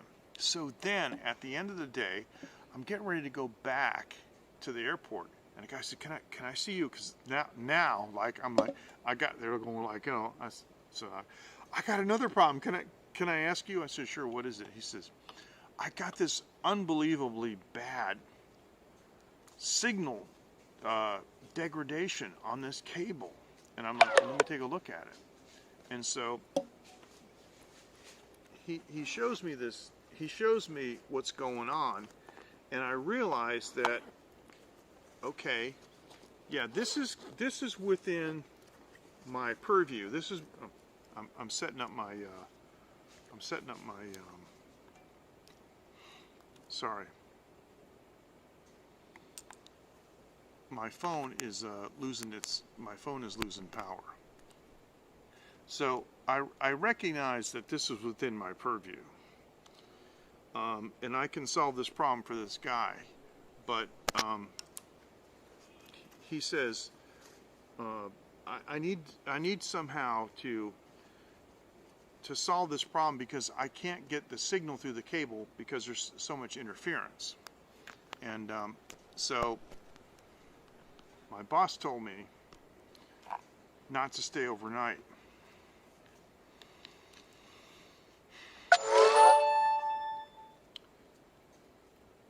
But it was like 5 o'clock in the afternoon.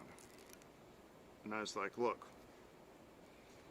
I think I know what's wrong with this, but it's going to take a while to troubleshoot it because we have seen these kind of problems in Boston where the signal was so noisy on this cable, but we were able to solve it. So I called my boss. I said, listen, they approached me about a problem, and this problem is something that I, as a broadcast engineer, know how to fix. And he's like, yeah, I told you that. I didn't want you to stay overnight. And I just said to him, I said, how can I leave these guys like this? How can I leave? I know, just give me another day. I know I can solve this problem. Just give me another day. Boy, he was mad. Blah, blah, blah, blah, blankety blank, blank, blank, daggone it, blah, blah, blah. I said, look, man, I can solve this problem. It's the same company. And I know, John Leno, who's the president of the Boston subsidiary, probably told you not to let these guys stay overnight and spend the money, on a hotel and all that stuff. But I'm like, I got to do it, man. I can't leave and not fix this problem. And he relented, so I did. So I thought about it all night. And then when I woke up the next day, the bad part about it is, I hadn't packed for 2 days. I wore the same suit the next day, so I walked up and I said, listen, look at guys, I got the same clothes on from yesterday. Yeah, I washed my drawers in the sink, but hey, I wasn't expecting to stay overnight, and we had a good laugh. That's good. It's always good to take the edge off, and if I find that the best way to overcome opposition is to address it initially. So you just tell people, because they're going, hey, he's wearing the same suit. So hey, I'm wearing the same suit because I'm staying here an extra day so I can help you solve this problem. Is that okay? Listen, if my armpits smell, you can tell me. I'll go and spray some, something on it, but let's get this problem solved. So, like, with that kind of an attitude, I think you guys can imagine what it was like to work with me in the 80s.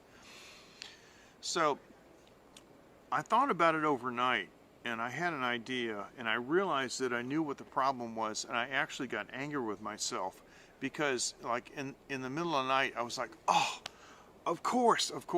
And so the next day, I went to them and I said, do you have the shield drain wire connected at both ends? And they said, no. I said, well, connect them at both ends, see what happens. And he connected the shield at the other end, and the noise went away, and suddenly he had and suddenly he had 100% integrity on the signal. I said, well, that was it. That's the end of that. And so, but if I hadn't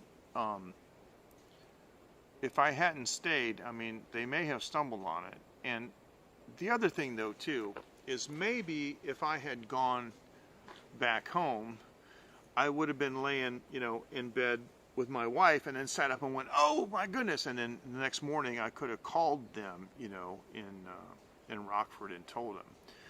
But the fact that I was there and gave them, the support, and that they were able to positively and 100% resolve, the problem, that was good. That was fun.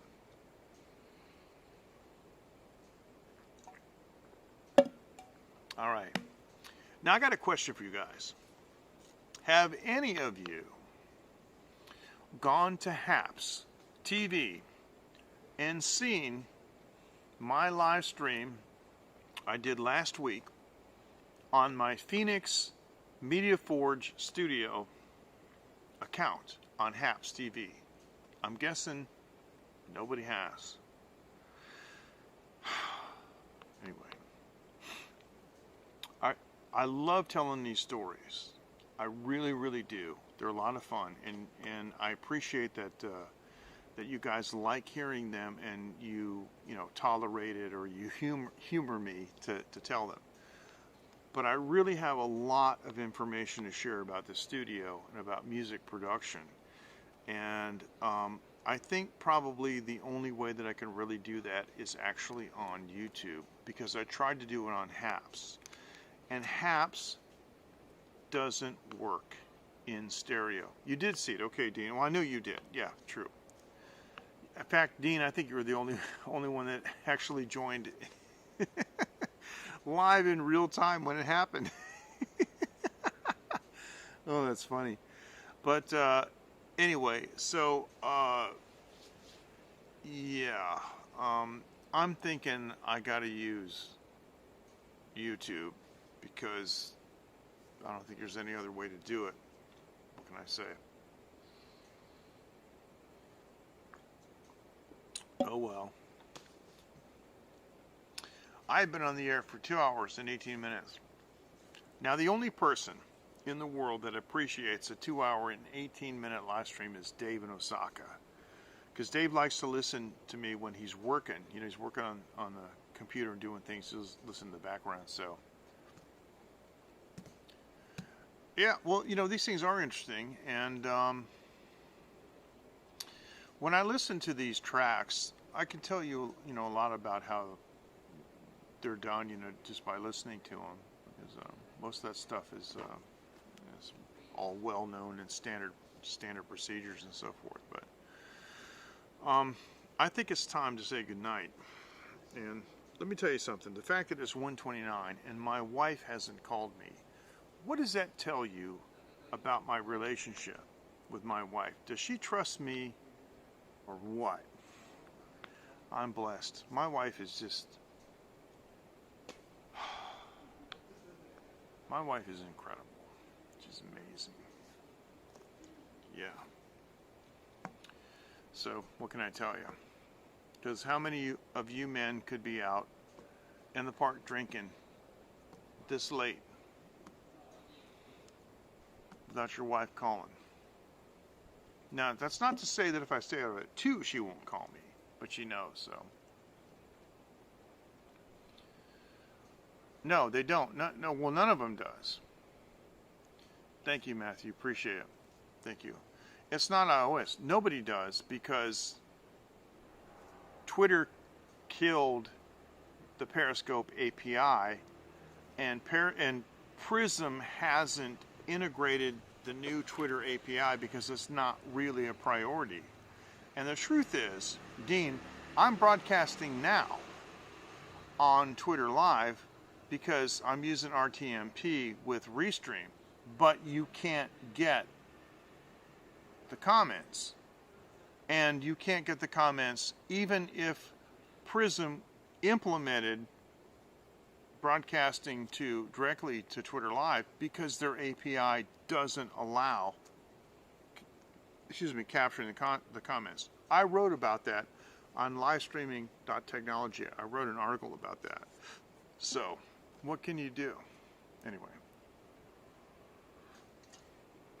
Guys, take care. Thank you. This has been one of the most fun broadcasts I've ever done, just because I had a chance to talk about a bunch of stuff that I did a long time ago. And it was especially fun talking about the spammer that I got fired. You guys take care. We'll see you next time. Thank you so much for joining. Here's a fist bump. You guys take care. Fantastic. I'm going to finish this drink.